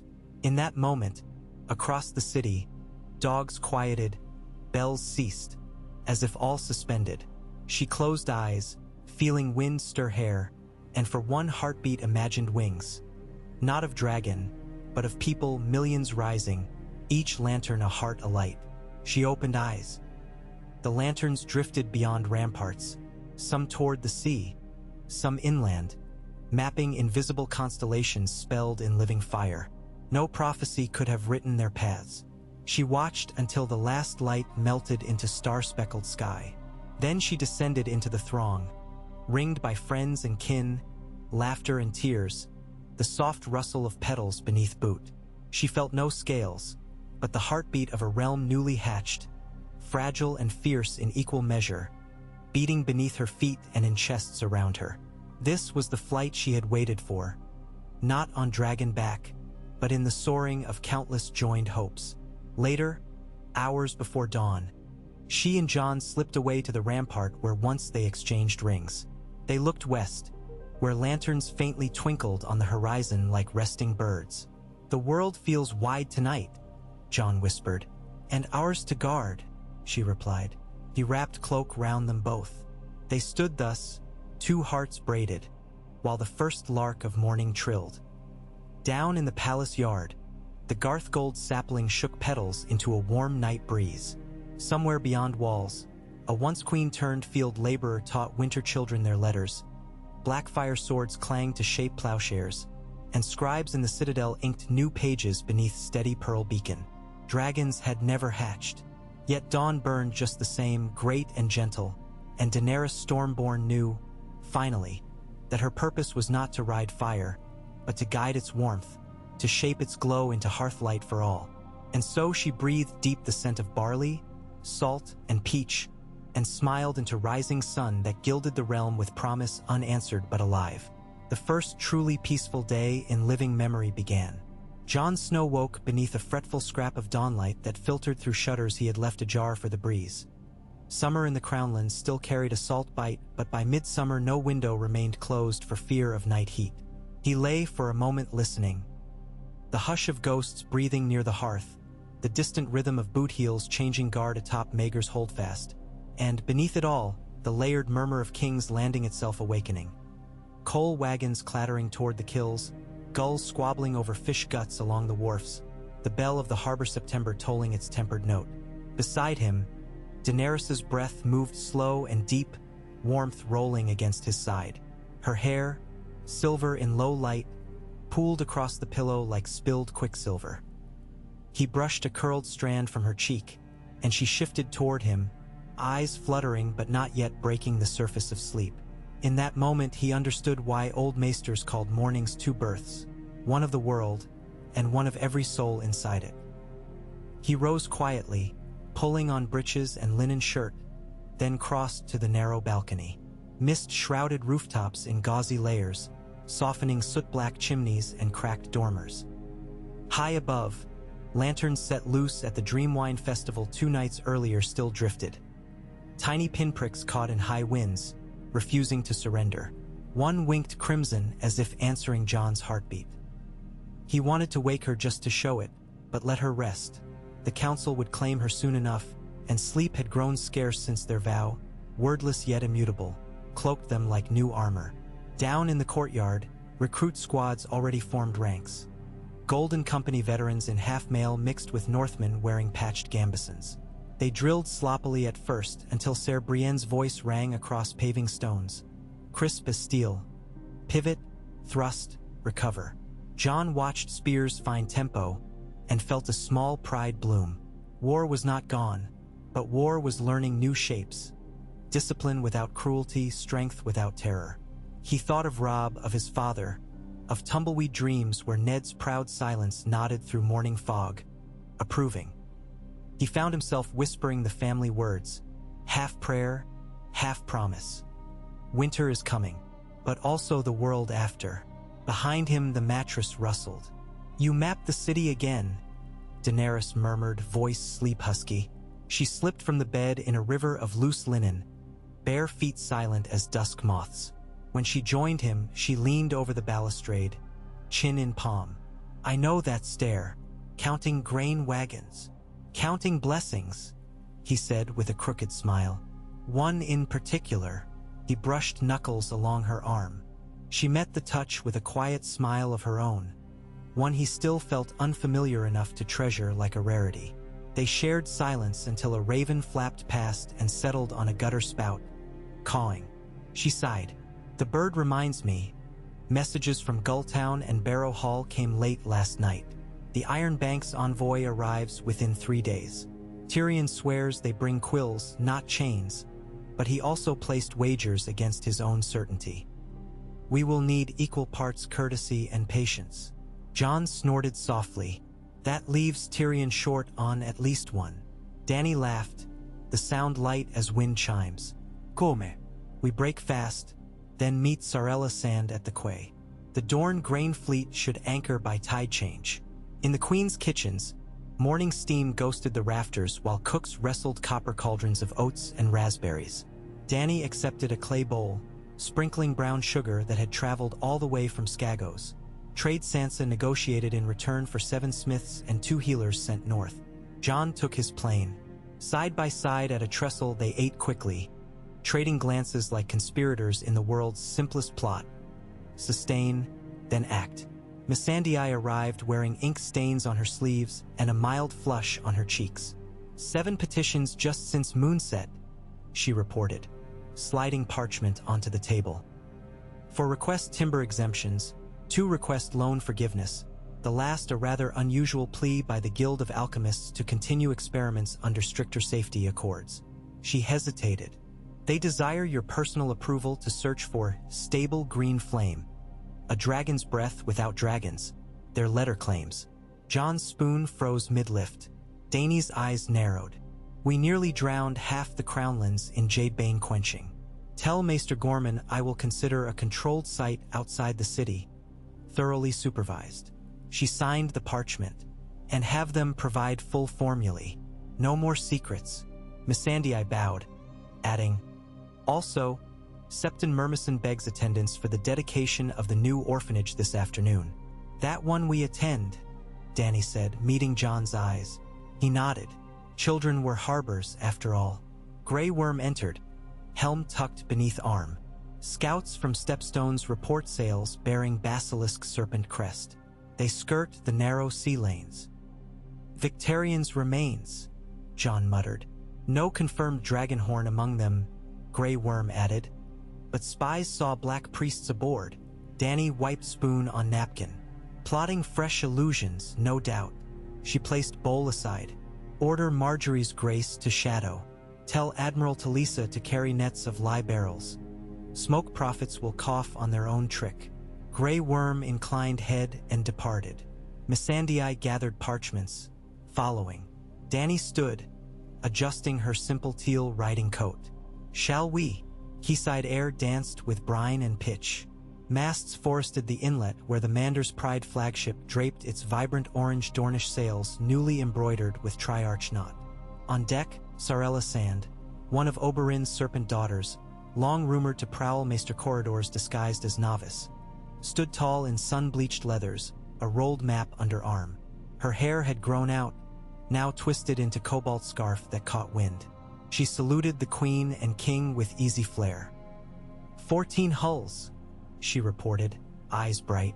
3,000 bushels barley, 2,000 wheat, 100 casks olive oil, plus 10 crates of seedlings that prefer sand to soil. She unrolled map over a crate. "And I've charted shoals east of the Broken Arm where reefs choke pirates. Good for future convoys." Dany traced coastline depicted in fine ink. "Excellent. We unload at Deepwater, then road train to the Reach Heartlands before next moon." "Stormlords may quibble over toll," Sarella warned. Jon shook head. "Lord Gendry's charter opens the King's Road toll-free for grain. Storm's End stands firm." He offered a small grin. "Black hammers can outbang gold. And if they don't," Dany added dryly, "they can taste Reach steel tempered in Blackfire forges."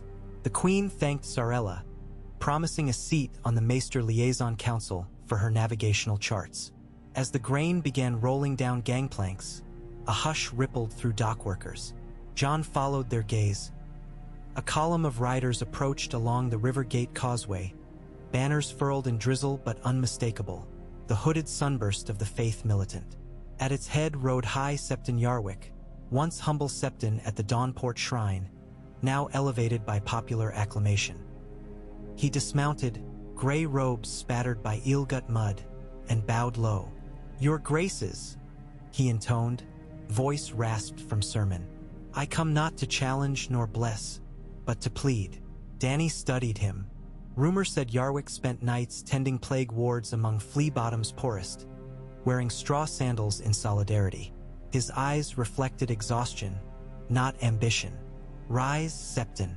He straightened, producing folded linen scraps stained at one edge. 2 days past a village north of Rosby fell ill, a fever unknown. Our brothers gave comfort. Half now burn with same heat. We fear a plague carried by water rot. The scrap unfurled, a torn rag doll darkened by dried bile. John's throat tightened. How many ill? 40 by dusk, perhaps more now. Yarwick clutched doll like penitent. We lack physic. Maester's fear to leave city after bright candle unrest. Dany inhaled. "You did right coming." She turned. "See this loaded last." She tapped Sorella's manifest on oil casks. 20 casks to Rosby route. Barley blue, honey, citrus. Grey worm, send healers from the hall. And Samwell's treatise on red grass infusion. Deliver to Yarwick. She laid a hand gently on the doll. Its cloth felt brittle. "I will ride with you." John stepped forward. "We," she shook head. "The Iron Bank envoy can wait," he said, eyes steel. "A sick child cannot." High Septon's shoulders slumped with relief. "The Mother's mercy shines here," he whispered. Within the hour they rode, Dany, John, Grey Worm with 2 healer wag. Ons, Missandei for record plus a score mixed swords. Rain resumed, fine needles along the old Rosby road. As they passed through hamlets, small folk waved clutching willow branches, old superstition to ward off fever. Children cried "Misa," though their cheeks flushed unnaturally red.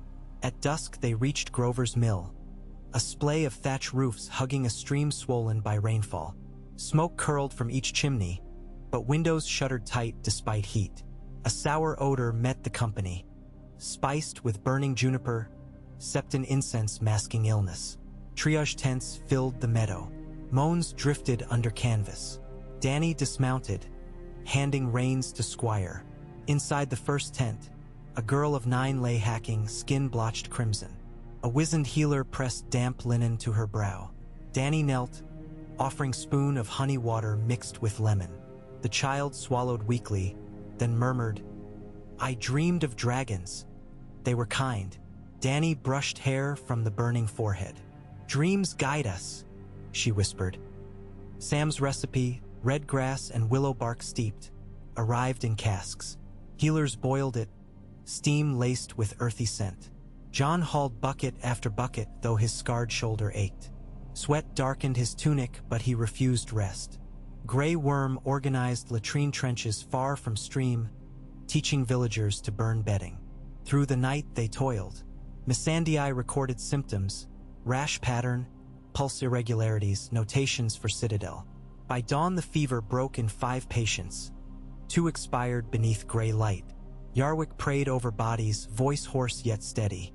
In the hush before sunrise, John stood at stream bank washing blood from hands.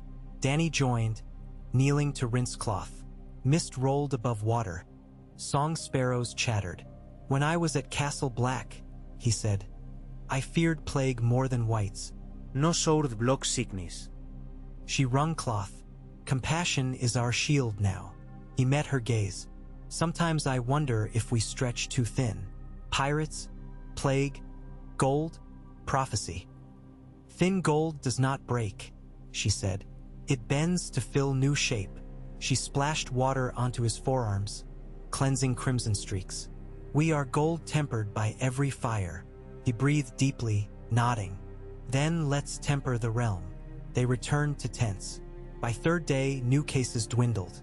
The river upstream revealed carcasses of sheep rotting near collapsed fence, source of contagion. Villagers burned them under Grey Worm's supervision. Before departure, High Septon presented Dany a reed basket filled with river stones painted by children, swirls of dragons, wolves, suns. She accepted, tears pricking. Jon tucked one blue and white stone in his pocket. They reached the city on 9th evening. The Iron Bank envoy waited beneath the Queen's ballroom arch. Plump man in gold filigree cloak, flanked by scribes carrying ledgers tall as his chest. Tyrion glanced about as if measuring tension of drawstring bow. Dany, still dust-streaked, greeted with curt nod. "The realm heals fever," she said without apology. "We heal coffers too, but patience skews rates favorably." The envoy's lip twitched. "Interest calculates regardless of plague, your grace." He unrolled parchment. "Balance outstanding performer crown. 6 million golden dragons plus war surcharges. Payment schedule." Tyrion coughed. "Shall we discuss inside? Away from stable flies?" They moved to council chamber heavy with cedar scent of new paneling. Over hours, figures waged battle with words. Tyrion leveraged forgiven debts to small folk as moral collateral. Aegon pledged annual grain shipments to Bravos. Jon proposed labor exchange. Iron Bank financed dam expansion on the Trident, repaid through toll savings. Daenerys watched figures dance, intervening when points grew brittle. People's hunger costs more in revolt than gold in coffers. She saw the envoy's eyes soften at mention of plague. He had lost a daughter to Flux, rumor said. By moonrise, agreement inked. Half debt canceled in exchange for river contracts and a 5-year freeze on warship commissions that threatened Bravosi merchant lanes. Envoy signed grudging but intrigued. Tyrion collapsed into chair after they left, muttering, "I'd drink a cask of Arbor Red if my liver hadn't already surrendered." Dany smiled faintly. "Have tea instead. Work resumes at dawn." He groaned. Queens. Summer matured. Peach trees along street of silk bore fruit bartenders skewered in spiced wine. New weirwood saplings took root in a city grove near the September ruins under watchful eyes of northern priests and Dornish botanists arguing about irrigation.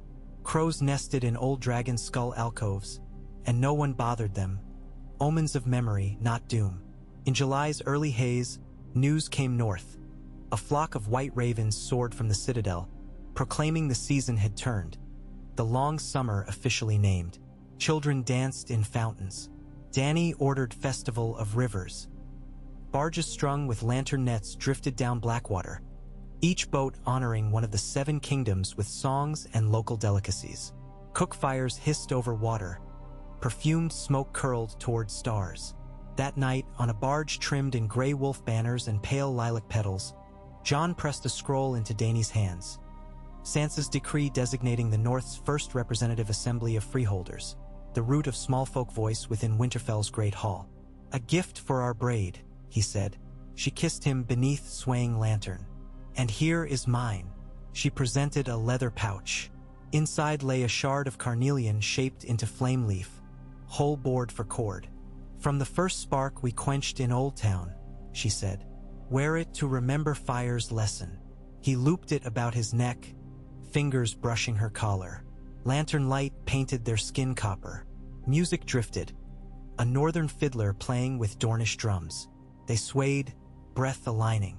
Above, the red comet, once herald of her dragon eggs, had long since faded, but new stars glimmered forming unknown constellations.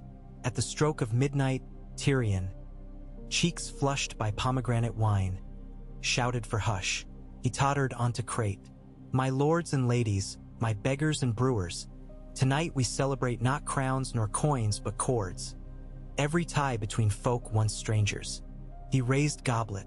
"To braided kingdoms." The cry echoed from barge to wharf, from rooftop to rampart, a thunderous cord rolling down the black ribbon of the river. Lanterns bobbed in the current, their reflections shimmer looping like serpents of living light. Amid roar, Dany slipped contact with Jon's hand, climbed to prow, and felt River's heartbeat under deck boards. She lifted clay whistle and sounded a trill.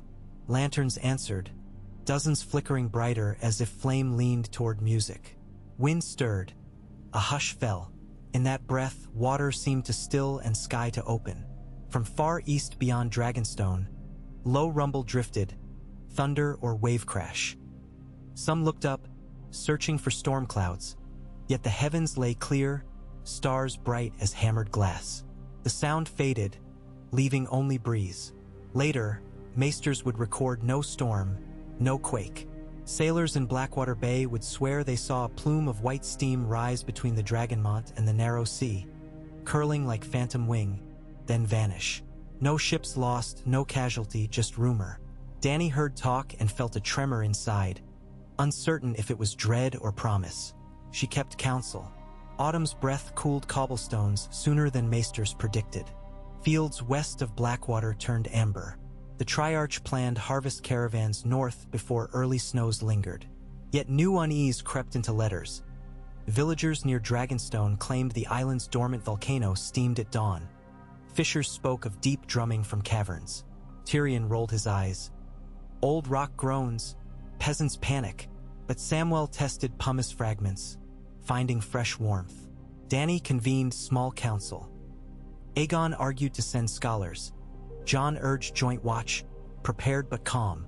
Grey Worm dispatched scouts. Sarella offered her fastest ship. On crisp morning she, Jon, and a chosen company sailed aboard the Sea Spear to Dragonstone, island rising black and jagged against pewter horizon. Smoke curled from Mount Dragontith's fissures. Castle ramparts, still scarred from Cersei's old scorpions, stood silent but imposing. They disembarked at cracked stone steps, boots echoing. Inside Dragonstone's ancient forge tunnels, the air pulsed with intermittent heat breaths, like a massive beast exhaling slowly. Dany watched flickers along soot-coated walls, twin shadows dancing. They followed deeper, torches barely needed as veins of faint red light seeped through obsidian floors. Sam scraped a sample, eyes wide. New magma intrusion. The mountain is waking. In the chamber of the painted table, dust blanketed carved reliefs. But on the great wooden map someone had laid 3 objects. Glass candle shards arranged like points of a triangle, their broken ends glowing ember blue. No one confessed placing them. Arya, stepping from shadows, face smudged with salt, reported exploring passages an hour before. Table lay bare. Dany approached. The shards emitted no heat yet forced hair on her arms to rise. She extended fingers. Jon caught her wrist. Careful. She touched regardless. Vision burst, brief, bright. Swirling sea, molten heart. Then 3 stone eggs whole again, but cracked lines glowing gold. She gasped, withdrew. Aegon steadied her. What did you see? She hesitated. Memory or future? She recounted, voice hushed. Council exchanged uneasy glances. Sam exhaled. Prophecy rarely dies, only sleeps. They collected shards wrapped in leather, sealing them inside lead chest. On deck outside, evening wind scoured cheeks. Jon studied mountain wisping smoke. If dragons cannot hatch, perhaps mountain births flame. Flame we must guide, she said. She locked chest herself. They returned to capital, arrival greeted by crisp banners and wary citizens. Word of Dragonstone's plume already spread, rumors of dragon ghosts haunting skies. Dany addressed crowd at Dragon Gate. Mountains breathe. We remain vigilant. Fire builds warmth when guided. We stand together. Her calm steadied many, yet flickers of awe lingered. That night she dreamed again. Eggs pulsing, cracks lighting world. But instead of dragons, seedlings burst forth. Trees of fire leaf whose branches carried lanterns, each containing faces of every child she had saved, every enemy forgiven. When she woke, tears wet pillow. Jon pulled her close without words. Weeks passed. Smoke from Dragonstone subsided, mountain settling. Citadel maesters concluded minor magma shift. No eruption. Tyrion smirked, prophecy postponed. But Sam remained pensive. Autumn matured into early frost. Harvest wagons rolled through Lion's Gate heavy with purple turnips and sun-gold apples. Dany rode among them, cloak fur-lined. Children chased carts, laughing cloud puffs. She remembered Astapor's skeletal urchins and felt heart ache with protective pride. At sunset, she visited the orphanage dedication. New stone arches carved with tri-ring crest and motto in common tongue. Many hearts, one hearth. Septon Yarwick blessed walls. When she knelt to speak to orphans, a boy thrust a rough clay figure, dragon sprout, into her hand. "For you," he whispered. She thanked him. Inside, the figure rattled. She pried tiny cork. Inside lay one of the painted river stones from Grover's Mill, wolf swirl in blue. Her chest tightened. Later, perched on ramparts with Jon, she turned stone in moonlight. "We saved 40, she said. "More," he murmured. "Every life saved births another who saves." She rested head on his shoulder. Far out, beyond river, Dragonstone's silhouette stood dark and still. Lanterns rose again from city rooftops. Night fishers, festival lingerers, drifting skyward. They looked like sparks seeking something greater to ignite yet content. For now, to glow. In the hush, she realized prophecy was never about dragons, crowns, or wars. It was about the slow, relentless hatching of hearts. Stone turned to breath, breath turned to song. She squeezed Jon's hand and felt the realm breathing with them, fragile and fierce, alive. And somewhere, deep beneath the mountain or deeper inside the weave of hopes, a single crack widened, quiet as dawn, welcoming light. A pallid sliver of moon still clung to the sky when Daenerys woke, feeling the world tilt in the faint half-light, as though every stone of the Red Keep had inhaled and was waiting, holding its breath.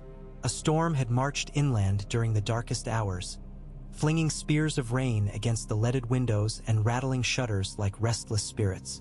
Now the squall had spent itself, leaving only the slow, intermittent drip of water from eaves and gargoyle mouths, each drop heavy as a heartbeat. She lay in silence, wrapped in the mingled warmth of linen sheets and Jon's absent heat. He had risen before dawn to review shipment ledgers with Davos, ever the steward of provisions. The empty space beside her still carried his scent, pine and wood smoke, a grounding fragrance amid memories that drifted too easily towards smoke of a crueler kind. She pressed her palm to the cooling mattress, closing her eyes for a moment longer until a faint knock sounded at the chamber door. "Enter," she called, voice husky with sleep yet edged by command.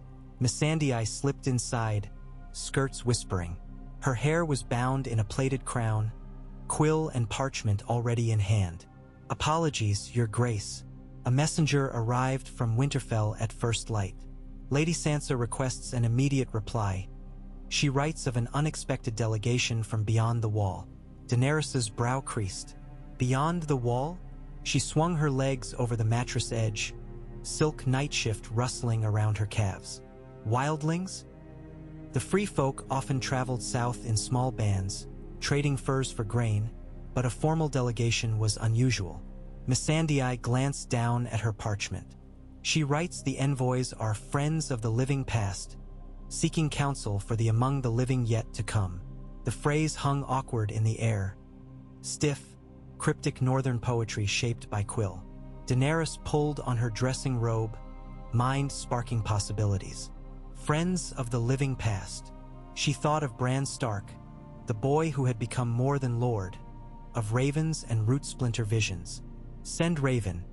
Jon and the small council will confer at once. Lady Sansa must know we'll receive any envoys she trusts.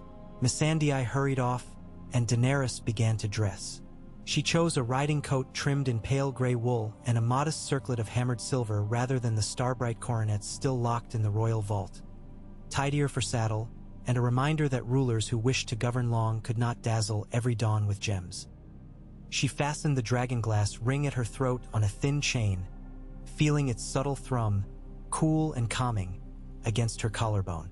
By the time she reached the council chamber, Jon already bent over a sea map veined with shipping routes. The sun had breached the horizon, scattering pink across scudding clouds. Tyrion lounged in a window embrasure, a goblet of watered wine in hand, while Samwell Tarly rifled through a leather satchel bulging with scrolls. Grey Worm posted at the door, helm tucked beneath one arm. "Lady Sansa's Raven?" Jon prompted, Daenerys passed him the note. His gray eyes scanned the words, tension gathering in his shoulders.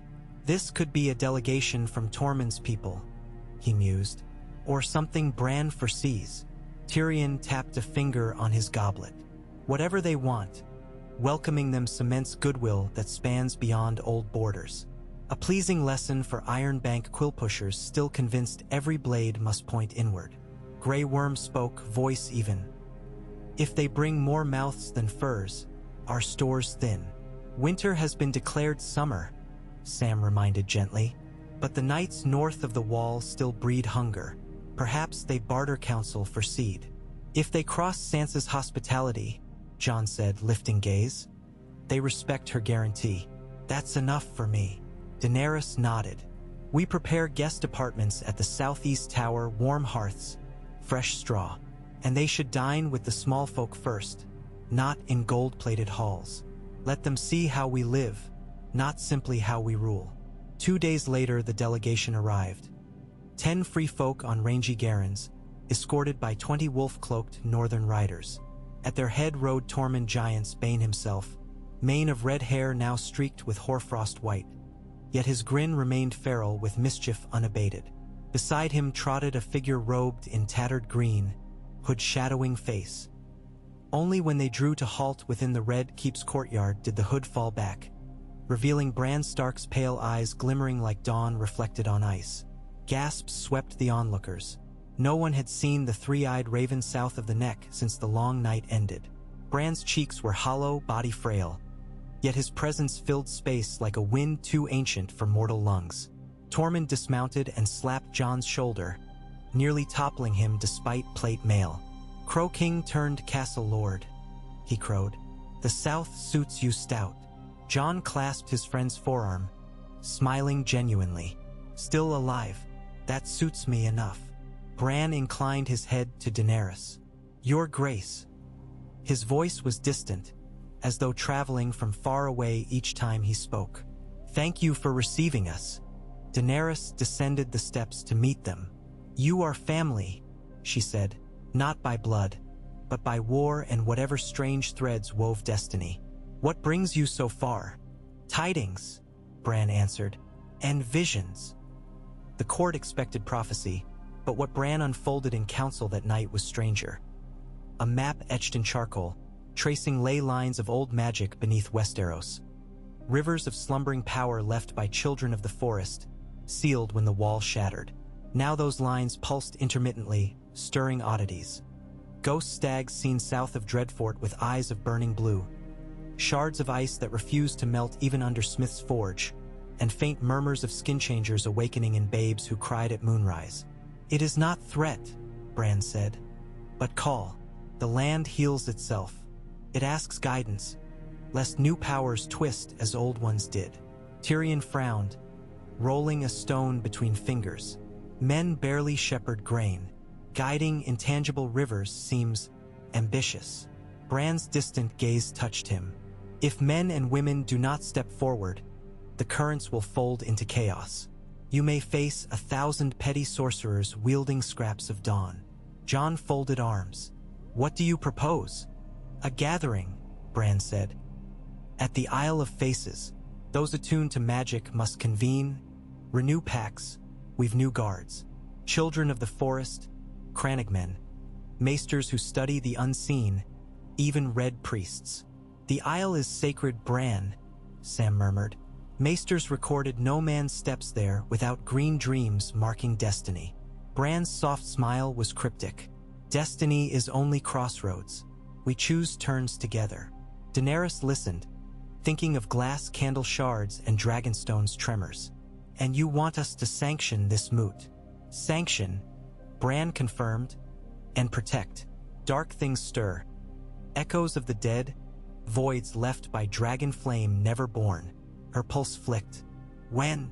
At the first moon of winter's turn. A month hence. Silence settled, heavy with unspoken doubts. Finally Daenerys looked at Jon, then counsel.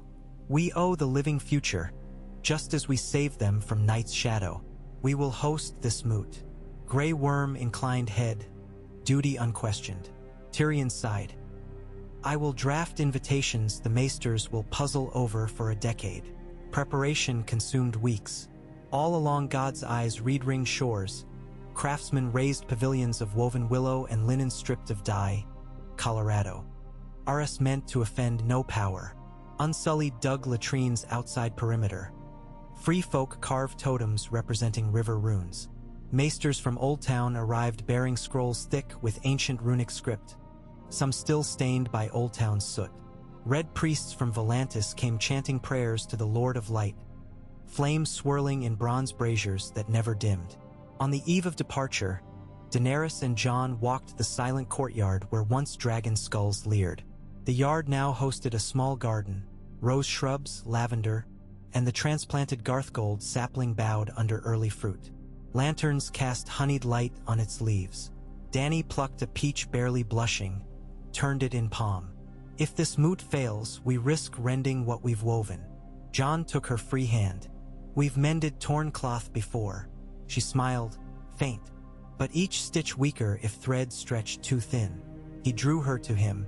Then we add new thread. Allies we haven't met, hopes we've yet to see. He brushed hair behind her ear. And we remember the orchard. What orchard? He tipped chin toward sapling. Every heart we plant. She rested forehead to his. Then let's plant one more. A crisp dawn found their convoy, triarch banners furled, sailing upriver on flat-bottom coracles toward the Isle of Faces. Mist clung to water's skin, reeds brushing hulls like slender fingers. Tormund led a contingent of free folk in rowboats carved from weirwood logs. They sang rough ballads about giants, the low thrum carrying across still water. Maesters muttered grievances about dew-dampening vellum. Red priests hummed counter-melodies to drown the giant's dirge.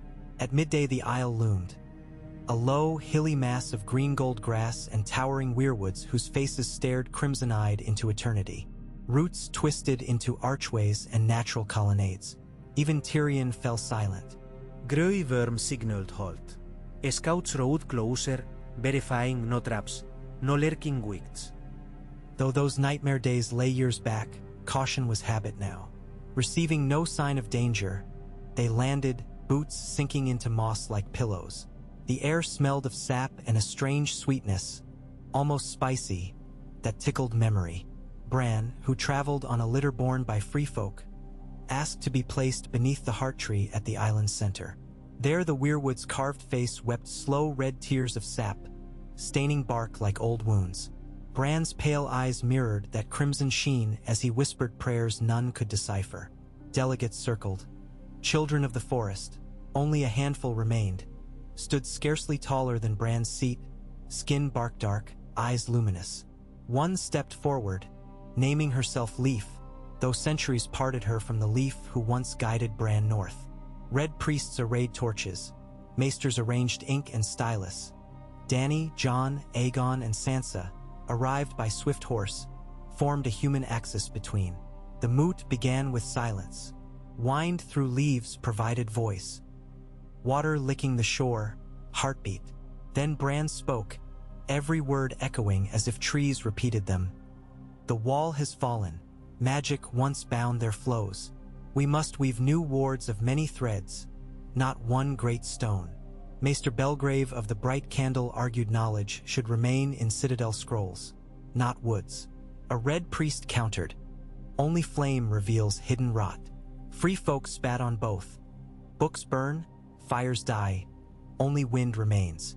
Daenerys listened until coral frayed, then stepped forward, peach blossom pinned to her braid.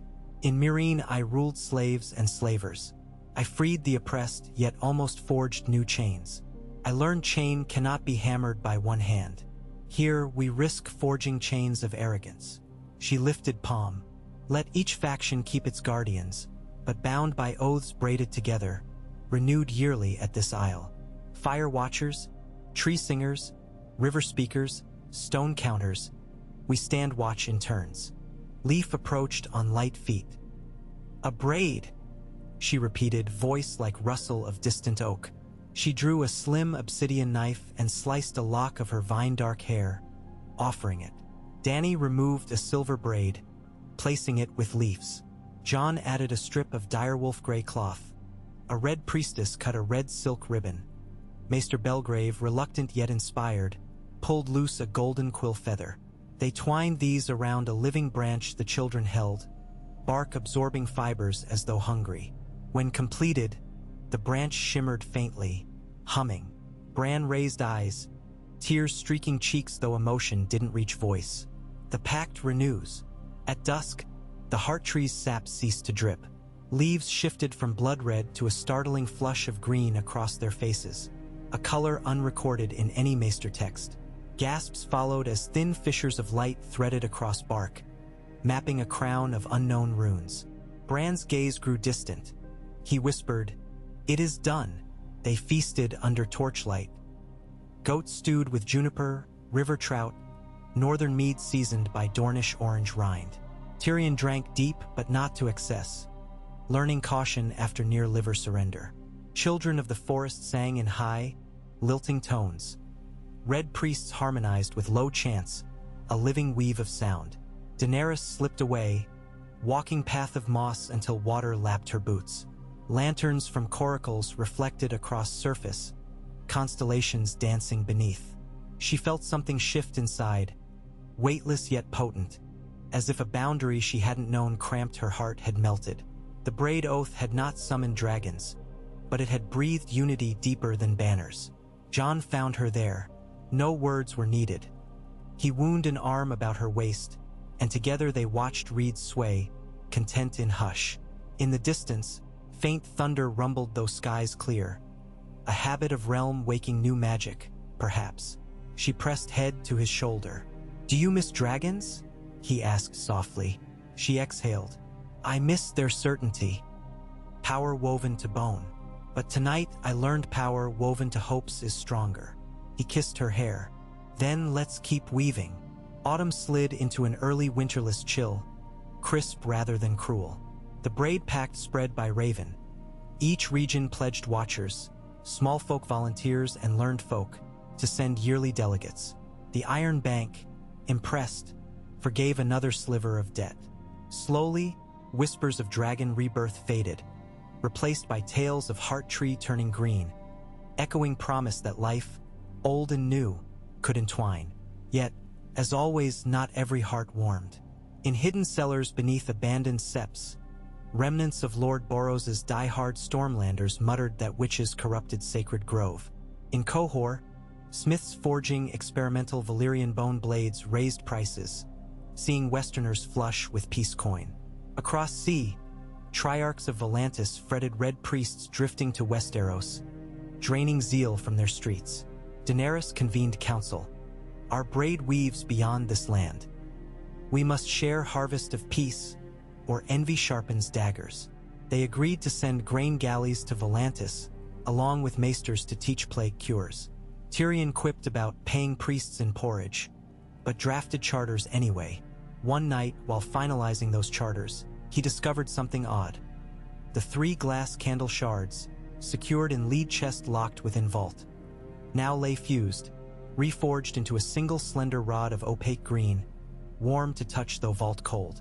He rushed to Dany's solar, breathless. "It grew," he gasped, "or healed." Sam and Bran were summoned. Bran traced runes unseen, murmuring, "When many threads weave, even broken glass mends." No one dared call it omen aloud. Daenerys ordered the rod returned to vault, this time wrapped in silken cords dyed tricolor, placed inside chest carved with new braid sigil. She regarded it with wary awe, a token to remind that magic unguarded could bloom without warning. The year's final moon rose blood orange while harvest wagons rolled into city from the reach. Celebration erupted, the autumn abundance fair. Stalls spilled with cheeses, candied nuts, strings of dried apple. Children chased one another under dangling wreaths. In the square before the ruined September, Sam unveiled the first printing press funded by Iron Bank leniency. Wooden gears greased with tallow, plates inked with stories of old heroes retold in common tongue. The crowd cheered as pages flew free, tangible proof of a realm educating itself. Evening descended. Torches lined the main thoroughfare. Daenerys, hair woven with peach blossoms, joined parade. She tossed handfuls of silver finch coins minted with the braid crest, only value enough to buy bread, but symbolic of new currency bridging kingdoms. Jon rode beside, his black cloak now hemmed in pale braid thread. At the tail of parade marched a troop of children costumed as legendary beasts. Wyverns, krakens, even small papier-mâché dragons. One little boy, face smudged with soot, stumbled. Dany dismounted to steady him, riding bent wing. He looked up, eyes wide. "Will real dragons ever fly again, my lady?" he whispered. She knelt, meeting gaze. The crowd hushed, hearts leaning. She smiled, gentle. "Perhaps not as before," she said. "But sometimes dragons take shapes we do not expect." She tapped his chest. "Like courage here." She tapped his temple. "And dreams here." The boy straightened, grinning, wings flapping renewed. Thunder rolled unexpectedly overhead. Head swiveled, but sky held only stars. A hush pressed, then a low roar, distinct yet distant, swept across the rooftops, rippling banners.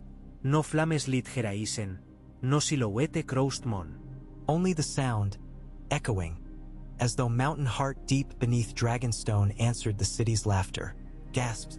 Some knelt in fear, others craned skyward enthralled. Daenerys felt it in her marrow, undeniable. A resonance like the call of something old waking, not menace but acknowledgement. She stood slowly, palm over ring at throat. Jon's eyes found hers, silently asking. She shook head, unanswerable. The moment passed. Roar faded. Lanterns swayed.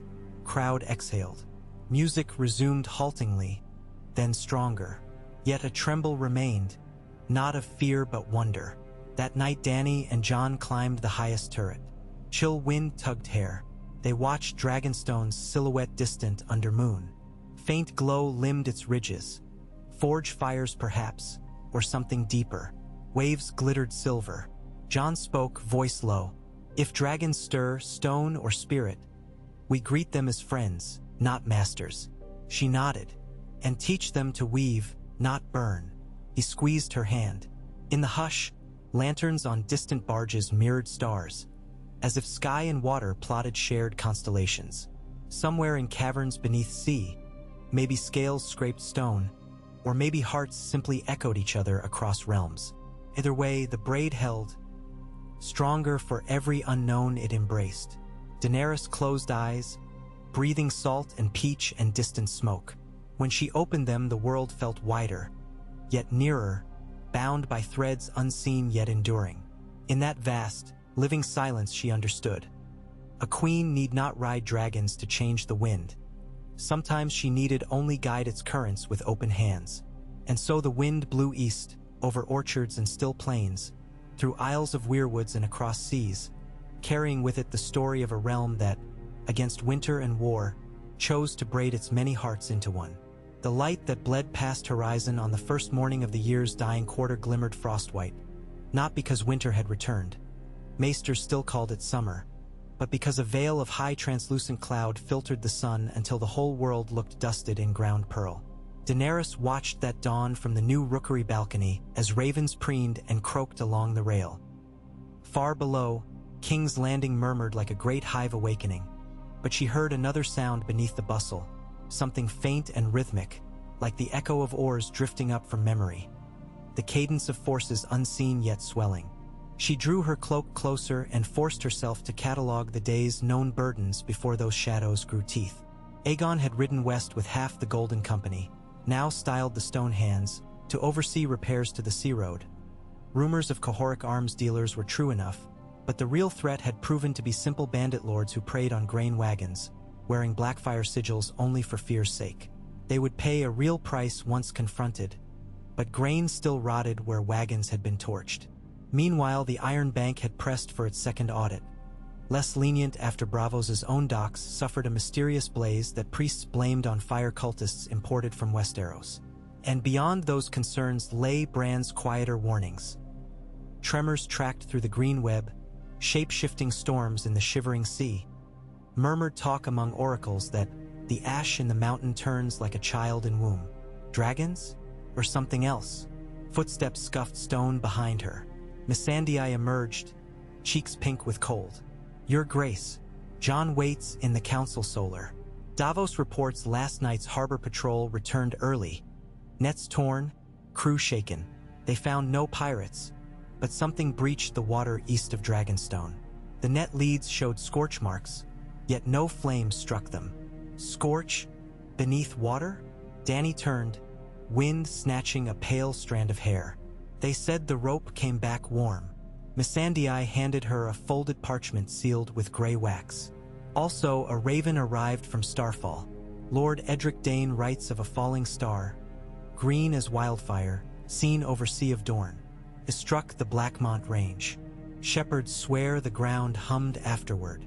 Daenerys' gaze wandered to the sky where sun struggled behind cloud. Another omen. She pocketed the note. Come. Let's hear Davos before rumor births new terrors. Council assembled in the solar above the Old Hands Tower, the chamber recently repaneled. Its walls hung with woven scenes of harvest and river rather than crimson dragons. Art John thought too heavy. He stood at the window reviewing a slate map marked in soft chalk. Shipping lanes, convoy paths, recently charted magic seams from Brand scholars. Tyrion lounged by the hearth, scribbling marginalia in the quickled ledger of harbor fees.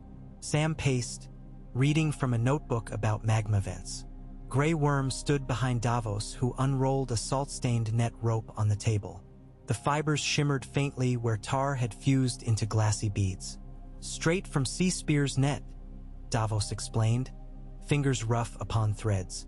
Drag in calm water 40 fathoms. Something snagged, rope went taut, then slack. Came back scorched, warm like kettle left by hearth. Tyrion lifted a bead with tongs, squinting. Volcanic glass? He passed it to Sam, who sniffed.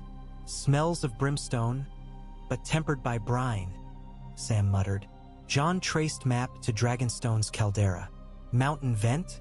If magma reached sea floor, it might send superheated gas up. Melting tar. Possible, Sam agreed. Yet rope was 40 fathoms, not near mountain's shallow shelf. Missandei cleared throat. Fisher crews at Driftmark report shoals of dead fish washed ashore. Bellies bloated, gills blackened. Dany exhaled, folding arms. We cannot ignore the island. The last time Dragonstone stirred, glass shards fused themselves, perhaps warning. Tyrion flipped notebook closed. Aegon shoulders bandits. The hand cannot spare stone hands. But we can raise a smaller party. Scholars, masons, and a dozen spears. John straightened. I'll lead it. Dany met his eyes. Debate flickered but died unspoken. She simply nodded, trust bound in silent braid. Take Sam, she said, and Maester Gorman's geothermic lens. And Grey Worm's second cohort. Men calm under heat. Grey Worm inclined head. We go at moonrise. Within half a day, preparations finished. That evening, Dany visited the Holdfast stables where John saddled Ghostwind, fastening waterproof waxed packs to the saddle. Torches cast flickering light across the stall. The horse stamped, sensing tension. She rested a palm on the mare's neck, then on John's arm. Bring news, not ashes, she murmured. I'll return, he promised, though they both knew vows could not leash fate. He pressed a kiss to her brow, lingered until hoofs clattered across cobblestones, and the party rode out toward River Dock. She remained in the stable after they left, inhaling hay and horse musk, grounding herself. An odd whistle echoed overhead, wind swirling through rafters, and she thought of the clay whistle she kept on her desk, of lanterns and dragonless roars.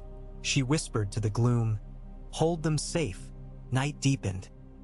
In the Queen's study, Tyrion, Missandei, and Daenerys reviewed scrolls from Volantis. A fire cult ship had sailed west without sanction. A second ship burned in harbor after carrying false priests. She suspected the cult's zealots sought the Isle of Faces moot but arrived late. Their power games now risked fueling tensions with Essos. She drafted letters to Volantene Triarchs offering red priestesses in exchange for grain quotas, hoping to redirect zeal rather than crush it. At the 12th bell, as candles guttered low, Sarella Sand burst into study without knocking. a breach only dire urgency could excuse. "Your Grace," she gasped. A beacon from Dragonstone. White flame! Dany shot to feet. Tyrion spilled ink across parchment. Missandei blinked. Sarella drew a water-smudged chart. Signaled thrice, then vanished. "White, not red," Tyrion murmured, wiping ink on sleeve. "A call for help, not war." Dany's pulse stumbled. She rolled map. "Prepare the Nightingale. I sail within the hour." "My queen," Tyrion cautioned. "If mountain erupts you sail into the maw." "I will not leave them blind," she answered. Missandei gathered parchment. Ser Jorah, arriving breathless, offered escort. Dany accepted 20 shield maidens of Tarth and 15 stone hand veterans still in city. By moonrise, lanterns dotted Blackwater Bay as Nightingale slipped anchor, oars muffled. Mist draped water thick as a quilt. Dany stood at prow, Jorah behind her, Sarella at the tiller. Moonlight painted silver paths, broken only by drifting flotsam. Hours passed. Then a glow bled across horizon. Dragonstone's dark-toothed silhouette fringed in pale light. Not red, white, pulsed like a giant heartbeat. Sarella hissed, steering toward a hidden cove south of the ancient quarry. They anchored, rowboats lowered. Shore smelled of brimstone and salt. Steam curled from cracks in pebbled beach. Far above, the mountain shuddered, but no ash cloud rose, only that eerie glow. They climbed lava-smoothed paths, chilled by ground's warmth. The old tunnel entrance where Dany once felt glass shards thrumming now emitted a faint hum deeper than ear could hear. Bones felt it. Inside, torchlight revealed obsidian walls shot through with bright filaments like frozen lightning. Veins not present weeks ago. They reached the forge cavern. A ring of stone benches stood as before, but the forge crucible in center brimmed with molten light that was not metal nor magma. White, translucent, swirling like milk stirred. Around crucible knelt figures. Jon, Sam, Grey Worm, unsullied. All alive, eyes wide, faces lit from below. Jon rose when he saw her. "What happened?" she whispered, rushing to him. He exhaled shaky. "We followed Tremor into the vault. This opened." He gestured to crucible. No heat, just light. Then it spoke. She frowned. Spoke. Sam held out the geothermic lens. Etched into its crystal now glowed new runes, faint but legible in Valyrian glyph. He translated. "When roots drink many waters, stone flowers." She stared at crucible. It pulsed again, rhythm matching her heartbeat. Drawn despite caution, she stepped closer. Light brightened, coalescing into 3 motes hovering above surface, each the size of a dragon egg, yet transile. Lucent with swirling interiors, they drifted upward, circling. Jon reached for her hand. "It showed us shards forging memory of your eggs, maybe, then seeds sprouting. I think these are seeds. Of what, I don't know." The motes hovered before Dany, aligning like constellation. A soft tone resonated, haunting. Tears pricked her eyes unbidden. Recognition without understanding, as though something long lost brushed her cheek. She whispered, "We are not meant to wield them as weapons." Sam nodded fervently. The runes, flowers. Tyrion, arriving breathless down tunnel. He had followed at distance, saw the motes and muttered, "I preferred debt ledgers." A tremor shook cavern. Dust rained. The motes flickered, then streaked upward through stone roof like spirits freed. The crucible dimmed to dark glass. Silence crashed back. Grey Worm exhaled. "It is done." But Dany felt a flicker within, as if a spark had kindled behind her heart. She placed palm on crucible, now cool. "Not done," she whispered. "Planted." They departed before dawn. On beach, Jorah pointed skyward. Above Dragonstone 3 pale lights drifted high, eastward, like lanterns but faster, vanishing into dawn's blush. Word would spread. She must shape it. Back in King's Landing days later, Maester scoured texts. Some claimed the lights were alabaster dragons of old prophecy. Others said comets. Bran wrote, Seeds of bond, not beasts. What bond, he did not explain. Dany convened Triarch. They crafted proclamation. Lights signaled world healing, not war. Priests blessed sky. Small folk cheered, though some whispered dragons reborn. Dany neither confirmed nor denied. Weeks rolled. The white lights were seen thrice more, over Arbor, over Riverrun during Harvest Feast, and once above Old Town where the beacon now glowed pearl again. Each time fields afterward yielded record crops, or sickness dwindled mysteriously. The faith called them Maiden's Tears. Red priests named them Dawn Sparks. Scholars argued. Dany let myth bloom. One crisp dawn, as she strolled garden with Jon, they paused at Garthgold tree now heavy with glossy fruit. She plucked one and bit, sweet like dawn-warm honey. She offered him a bite. Juice dripped down his chin. She laughed, tracing finger to wipe it, then stilled. A faint white glimmer pulsed beneath the tree's bark, only once then gone. Not menacing, alive. Jon whispered, "Flowers on stone." She nodded. "And fruit from flame." They walked on, hands entwined. Up above, starlings wheeled in murmuration, forming swirling shapes. Once, for an instant, 3 circles interlocking before scattering into morning sun. And in the hush of that morning, Daenerys knew at last the truth. Dragons had never been merely scale and fire. They were transformation itself. In losing the old form, she had birthed the realm's new form, one that belonged to everyone.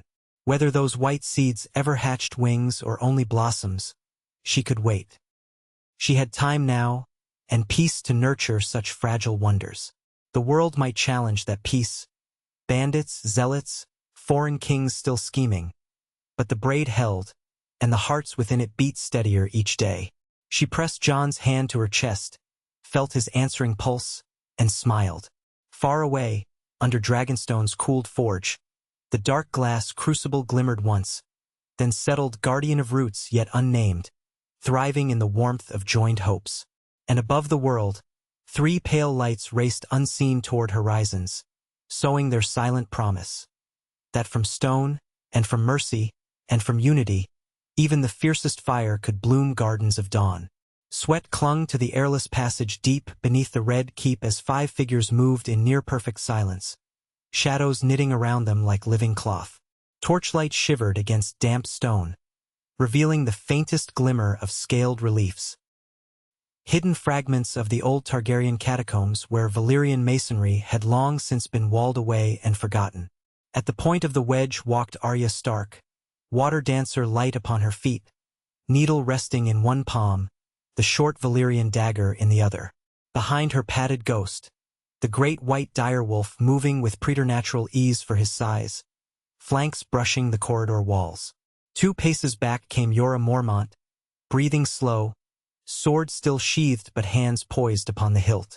Grey Worm followed, eyes narrowed, spear tucked tight along his arm to keep iron from striking stone.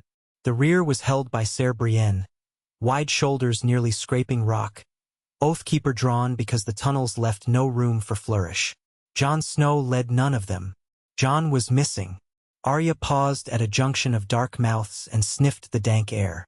It reeked of stale seawater and something sharper. Sulfur? Or blood? She pointed needle toward the leftmost arch. Ghost's ears flicked and the wolf pressed forward, growl rolling deep in his chest. Without words the others fell in behind. Markdown. Far above, in the Queen's solar drenched by stormlight, Daenerys clenched Tuya's last raven in her fist. Its words burned behind her eyes. I lost him in the vault. White took him. Light swallowed. She reeled back days, picturing the forge cavern on Dragonstone. Jon's face lit by alabaster glow, seeds of you-know-not-what pulsing overhead. The instant his fingers brushed one, white burning, then blackness. He had woken after, shaken but whole. But seed light lingered inside him. She felt it each time they touched. Now he was gone. Missandei hovered with quills and treaties unread, her voice parchment thin. The council awaits your word, your grace. Should we recall the hosts from Rose Road fortifications? Recall no one. Daenerys turned the storm-glass goblet between trembling fingers. I ride. They hold the realm. I hold him. Ser Davos cleared his throat, eyes red. Let Ghost find him, milady. If there's tracks. Ghost already hunts. Dany swept to the threshold where Tyrion barred her path with an ink-stained palm. Every torch and sword in the castle searches, he said. You roam blind. We lose 2 rulers for the cost of 1 prophecy. She leaned close, braid brushing his cheek. I don't fear prophecy. I fear losing his heartbeat in the dark. She slipped past.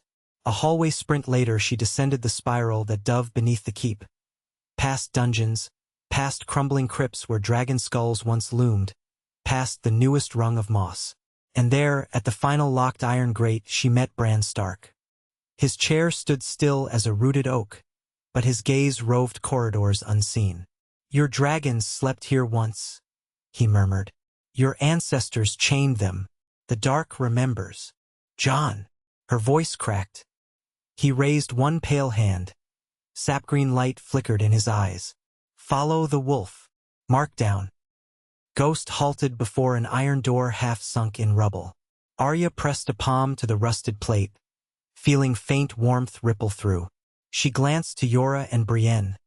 Both nodded.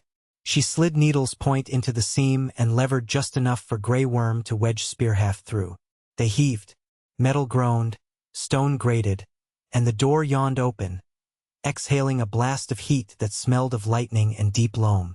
The chamber beyond was spherical, carved in concentric ribs of obsidian. At its heart hovered a pulsing orb of white so bright it painted the warriors' faces bone-pale and cast swaying shadows twice their height upon walls. And beneath that orb knelt Jon Snow, head bowed, arms slack at his sides. White light poured through seams in his armor, along cuts in leather, like milk through cracked pottery. His eyes were closed, yet flickers of luminescent veins danced beneath lids. Jon! Arya darted forward but Ghost lunged, blocking her with a snarl so fierce she staggered back. The wolf's hackles bristled and, to her horror, his own fur shimmered with faint white threads. Brienne whispered, He's touching something old. Yora stepped wide, trying to angle around the orb. The heat intensified, but not like forge flame. It passed through cloth and bone, humming rather than burning. His sword hand shook. He drew and held Longclaw's sister blade vertically, tipped down in silent salute. My king, he intoned, voice rough as gravel. Come back afore the realm cracks. Jon's eyes opened, pools of starlit silver. A slow breath escaped him, soundless. He rose, light still spilling from seams, and raised a trembling hand toward them. Words formed on his lips, no sound following. Then, sudden as a door slammed on night, the white radiance collapsed inward, sucked like river eddy to a drain. Wind roared. Stone groaned. The orb shrank to a fist-sized core pulsing on Jon's open palm. His eyes dimmed to gray. The room fell silent. Darkness returned. Jon swayed. Arya slid under his arm, bracing. Ghost nosed his thigh. He blinked, lips dry. Arya? Why here? He looked at the sphere, a seed of ghost fire beating like a heart outside flesh. I couldn't let it fall, he mouthed. He slumped. Yora caught him. Brienne sheathed Oathkeeper, voice hushed. It must come above. The queen will know. Mark down. The processional emerged into courtyard gloom just as dawn bruised the east. Rain had started, fat drops sizzling where they struck the sphere in Arya's satchel. Daenerys waited, cloaked in storm gray, expression carved in grief and hope. When Jon, half-carried, crossed the threshold she exhaled a sob. First sound of weakness in days. She ran to him. He lifted weary eyes, tried to smile. I found seed fire. She touched his cheek, then the glowing core. Warm but not searing now, responding to him alone? She swallowed. We guard it, not wield. A thunderclap rolled. Bran's voice broke the hush from his chair by the archway. Not guard, plant. Eyes turned. Stone flowers again, he said. Plant it in heart soil. Let the realm drink its light, not fear it. Tyrion muttered. And where exactly is heart soil? Bran's gaze fell upon the Garthgold tree visible beyond courtyard arch. Rain spattered its leaves. Pale fruit glowed in dawn. There, he said simply. Some laughed, nervous. Grey Worm frowned, but Daenerys nodded. The braid's first blossom. She took Jon's hand and guided him toward the tree. They dug with bare hands, mud cold, nails tearing. By the time hole formed, dawn broke fully, casting rose gold across drenched battlements. Jon cradled the sphere, breath-forming mist. If this burns, it will bloom, she whispered. He placed it in earth. Brienne and Yora pushed soil, tamping gently. Arya smoothed surface, eyes bright. Ghost licked mud off his muzzle, whining softly. For one long moment nothing. Then the soil pulsed. Threads of pale light spiraled upward, weaving through roots, trunk, branches. The tree shuddered. Fruit brightened. Leaves silvered along veins. White motes drifted from canopy, swirling in gentle spiral before dissolving. People gasped. Some knelt.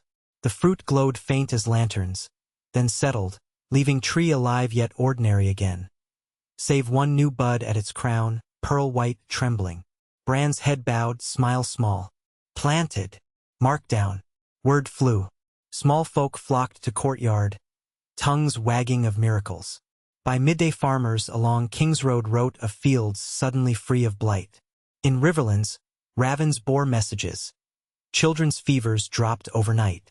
The Iron Bank envoy reported Bravo's burned docks now teemed with return of fish shoals unheard since long night. Yet with marvel came dread. Zealots of the Jade Throne claimed the sphere was stolen divinity.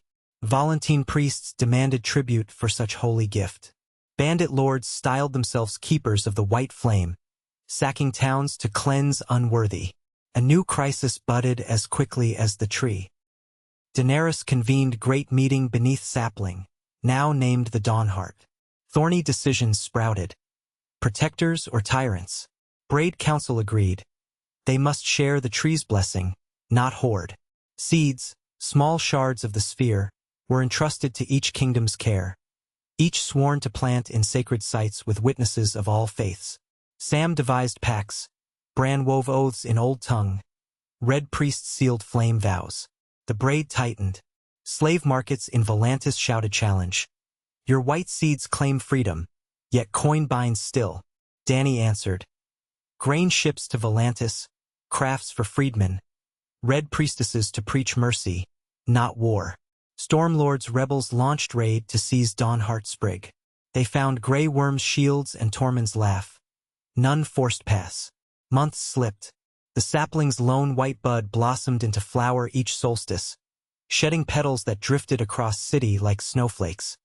Children chased them, believing luck. Bread lines shortened. The solar glass crucible lay dormant, but each equinox a soft chime sounded beneath Dragonstone, as if roots beneath sea talked to roots beneath palace. One summer sunset, Daenerys walked rampart with Jon, watching lanterns rise.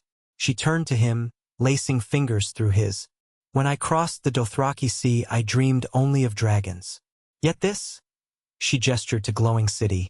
Fields beyond greening. River flashing with fisher lights. This is flight. Jon brushed lips to her knuckles. Flight shared by many. She smiled, though worry lingered.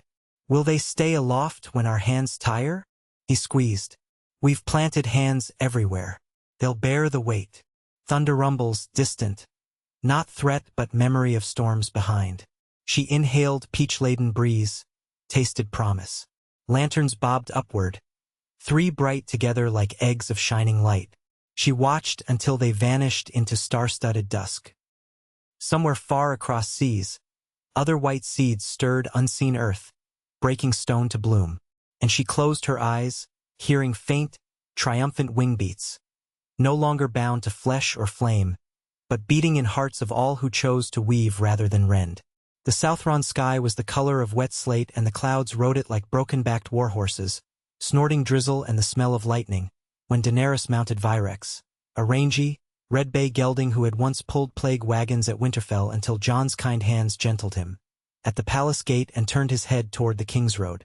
She rode without escort at first, save Ghost loping white and silent at her stirrup, because every step farther from the Red Keep's walls stripped a measure of weight from her shoulders. Tyrion objected, of course. He called it theatrics, said the people were beginning to think her immortal, that one arrow loosed by some zealot who mistrusted miracles might shatter the realm's faith quicker than wildfire. But she only smiled, the same small smile she had given him before stepping, unburnt and barefoot, from Drogo's pyre a lifetime and a world away. Down mud-slick streets she went, through steamy morning markets where riverland onions sizzled beside Carthene cinnamon breads and sellers hawked white seed tonic in reused wine bottles. Rag-picking children cried her name. She reined in, tossing them curls of copper coin. For each coin she whispered, "Plant more than you spend." Some winked, promising. Others stared, too young to weigh guidance against hunger. At Cobbler's Bridge, Jorah Mormont and Ser Brienne caught up with her, armor clinking beneath wool cloaks, having chased on lathered mounts. They fell in without complaint, only relief. 3 blocks later, Grey Worm and a quintet of Unsullied ghosted from an alley, already mud-streaked, having shadowed her since the first courtyard. She let them remain. A queen must sometimes ride alone, but she need not joust with fate. Past the city fields they rode, along roads rimmed in budding winter wheat, wider leaves than ever known, thick with the glow of the Dawnheart's unearthly blessing. Every farmer who paused to salute admitted an earth richer by the week.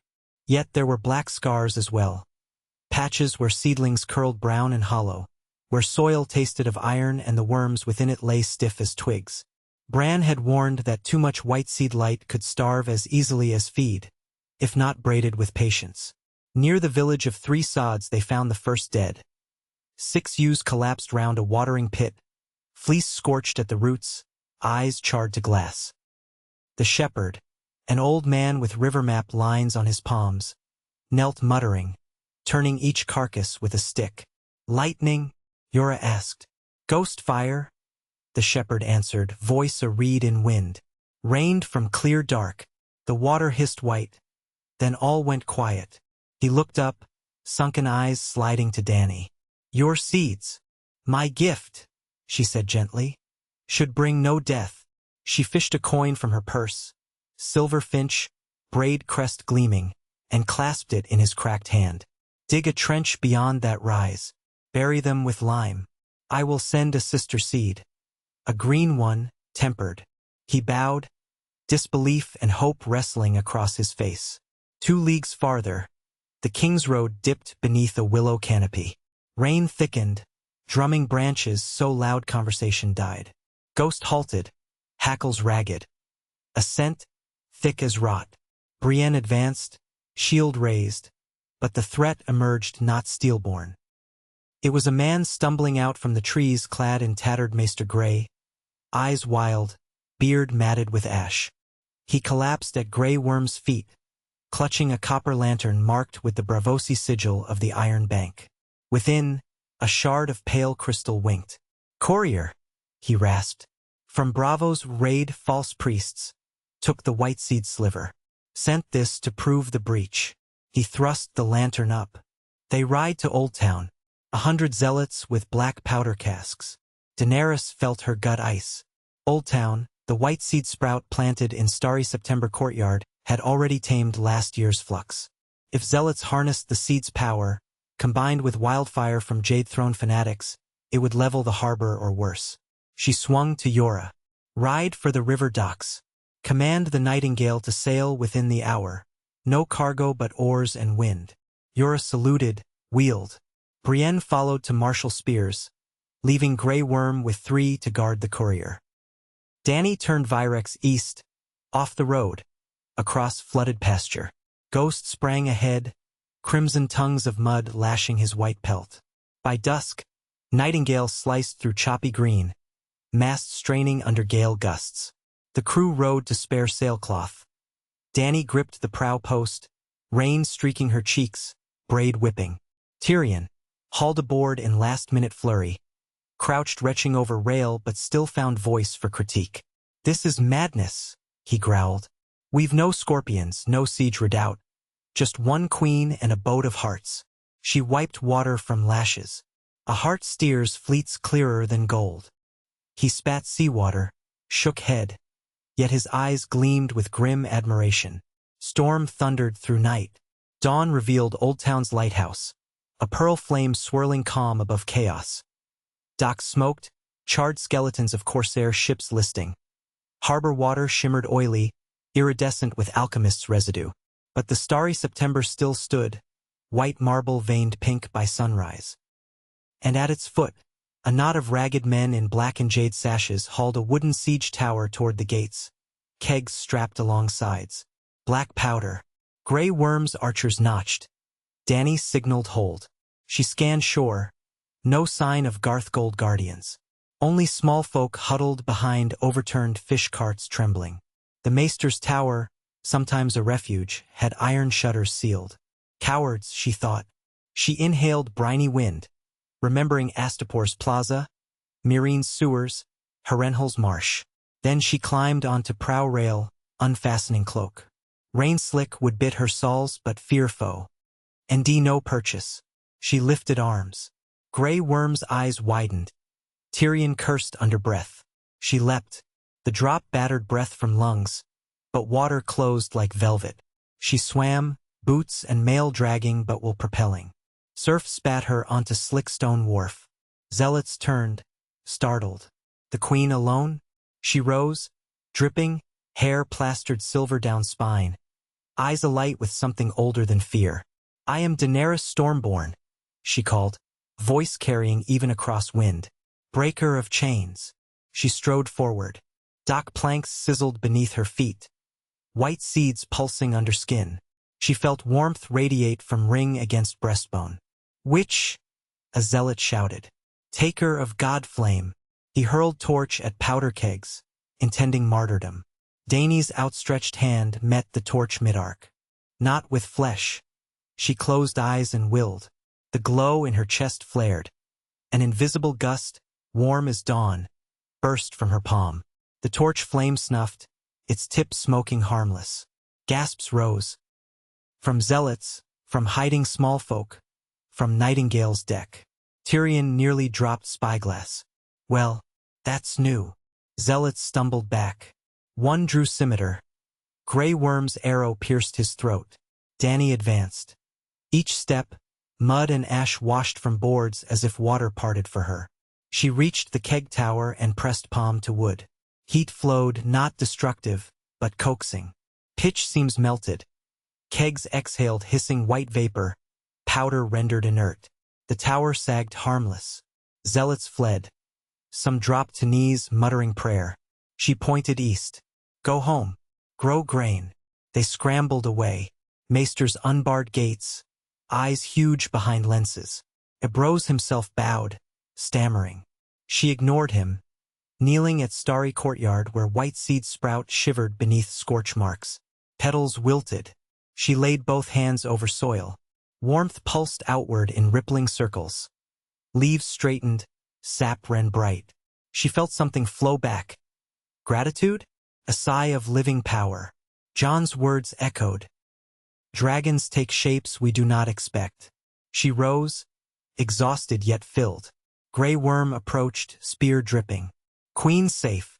Realm safe, she corrected softly. She signaled Nightingale. Crew cheered. Tyrion simply shook head. You've become religion, he muttered. Try not to write new commandments.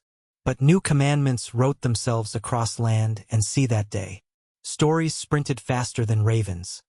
A flame-canceling queen, powder gone to water at her touch. Some hailed her goddess, others demon. Dany summoned council in Old Town Square. She denounced worship. I am mortal. She held up mud-streaked hands. These bleed. The light is not mine alone. It belongs to every hand that plants, every heart that braids. She commanded maesters to share knowledge freely, no scroll locked behind fees. Ignorance is famine, she declared. Let fields bloom in minds. Ebrose bowed grudging. A new concordat inked that eve. The Dawnheart's council gained a maester circle of open scriptoria, scribes roaming hamlets to teach letters. Meanwhile, across narrow sea, The Jade Throne's last priests received news of their zealots' defeat. Some swore vengeance. Others quaked, seeing Dragonless Queen shaping flame with nothing but will. The Triarchs of Volantis, fearing revolt, accepted treaty. Emancipation of last slave pens in exchange for dawn seeds to heal Valancar's ashen farmlands. One war ended without sword lifted. Markdown. In the moon that followed, Dany trained with Bran upon Isle of Faces, no weapons, but meditation within Greenweb stretch. She learned to channel the seed light. Neither fire nor ice but union of bones and breath, of sap and storm. Not to wield but to guide. Bran cautioned, burn nothing, coax everything. She practiced on wounded heart. Its torn flank knit slowly beneath pale glow. Exhausting yet possible, yet peril brewed. Cohoric Smith mages, spurned of prophets, captured a red priestess crossing stepstones and bled her for flame secrets. They forged black steel blades that pulsed sickly green, naming them Ghostfang. Rumors reached Dany. These blades cut corpse and spirit alike, draining life. She dispatched Sarella to scout. On northern coasts, winter-free folk encountered storms that split with white lightning. Survivors spoke of wraithstag antlers glowing before tempests. In King's Landing, Dawnheart's petals now drifted weakly, some turning lavender. Bran predicted cycle of colors corresponding to seasons of magic. Maesters wrote treatises on color flux. Tyrion, drinking far less, compiled a ledger of blessings versus dangers. For every child healed, he warned, stirring inkpot. A fanatic arms. We must inscribe limits. So they did. Braid edicts penned by Sam, signed by Triarch, Faith, Maesters, Freefolk. No seed may be used in weapons. Any attempt, all realms unite to quench. The charter included clause for emissary order, wardens of the weave, equal parts unsullied discipline, Maester lore, wildling instinct. Brienne commanded first cohort, Yora trained second. Jon spent nights forging plow tips of dawn metal, edges that never dulled, gifted to poorest farmers first. He refused noble requests until yield quotas met. Some lords grumbled. He answered, feed your people or empty hands will claim more than grain. Peace became a full-time war. Markdown. Then, one starless midnight, Bran summoned them all to the Oaken Hall. Isle of Faces, urgent whisper borne by Dreamraven to every ear. Shadows rise in the shivering sea. Dany, Jon, Aegon, Sansa, Grey Worm, Tyrion, Sarella, Sam, and Leaf gathered around Dawnmetal's scrying bowl. Bran's eyes rolled white. Water within swirled, showing black waves capped with blue flame. Shapes out of legend swam. Scaled but not dragons. Long like snakes. Mouths a ridge of saw teeth. Floodworms. Born from rifts where old Valyria's veins bled into ocean. They churned toward Bravos, drawn by seedlight beacon. Dany touched water. Ripples sang cold. They hunt warmth, Bran murmured. They smell our bloom. Jon's jaw set. Ships alone can't stop them. Aegon suggested ballistas tipped in dawn steel. Sam argued floodworm hides shed bolts like eel scales. Tyrion sighed. We need nets of dawn wire, weighted with fireglass. Shock their senses. Dany proposed something else. We lure them, not kill. Guide them into deep trenches off Ibn Coast. Cold calms them. She looked at Sarella. Maps. Old whaling charts show trenches deeper than light, Sarella confirmed. Grey Worm volunteered wardens for escort. Brienne tightened sash. Aegon would sail as diplomatic envoy to Bravos, unify fleet. Bran would anchor mines. Dany read fear on faces. She steadied voice. We will not become butchers of gifts we barely comprehend. These WYRMS carry old magic. Perhaps they prune where seeds overgrow. We must dance with storm, not smother. Jon touched hilt of Longclaw. Then we waltz. Markdown. Weeks of feverish forging ensued. Dawn wire spun by Cohoric smiths now allied under treaty, tempered by red priest flame, cooled in Dawnheart petal infusion to carry trace of calm. Nets knotted longer than wall, coiled aboard 73 ships. Bravosi cogs, Westerosi galleons, Volantene Tri or barges. Dany sailed Nightingale at spearhead beside Jon's flagship Northern Star. Bran, unable to leave Roots, guided via ravens perched on each mast, eyes white. Sea journey brutal. Ice squalls, whirlpools, glimpses of serpents green-black as night. At last floodworms surfaced, 3, jaws spouting azure fire that sizzled seawater into towering plumes of steam. Crews trembled but held line. Wardens flung nets. Dawn wire flashed silver, anchoring to harpoon poles. Dany stood on prow, pulsing calm outward, same warmth she used to snuff torch. One WRM veered, circled Nightingale, eyes huge as kettle drums, but its flame guttered when white glow met it. It loosed a bellow that shook masts. Bran's ravens screamed, "Guide, guide." Ships heaved nets, coaxing beasts east.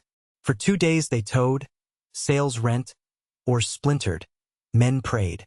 A trench lip, water black as endless pit, nets released. WYRMS descended swirling, blue fire fading. Silence returned but for creak of hulls. They had danced, not killed. Bravos hailed them saviors. Triarchs forgave final debt. They minted coin bearing braid crest on one face, WRM on other. Markdown. Years fell like petals. Dawnheart grew trunk thick as castle beam. Each color cycle taught maesters. New saplings thrived across world.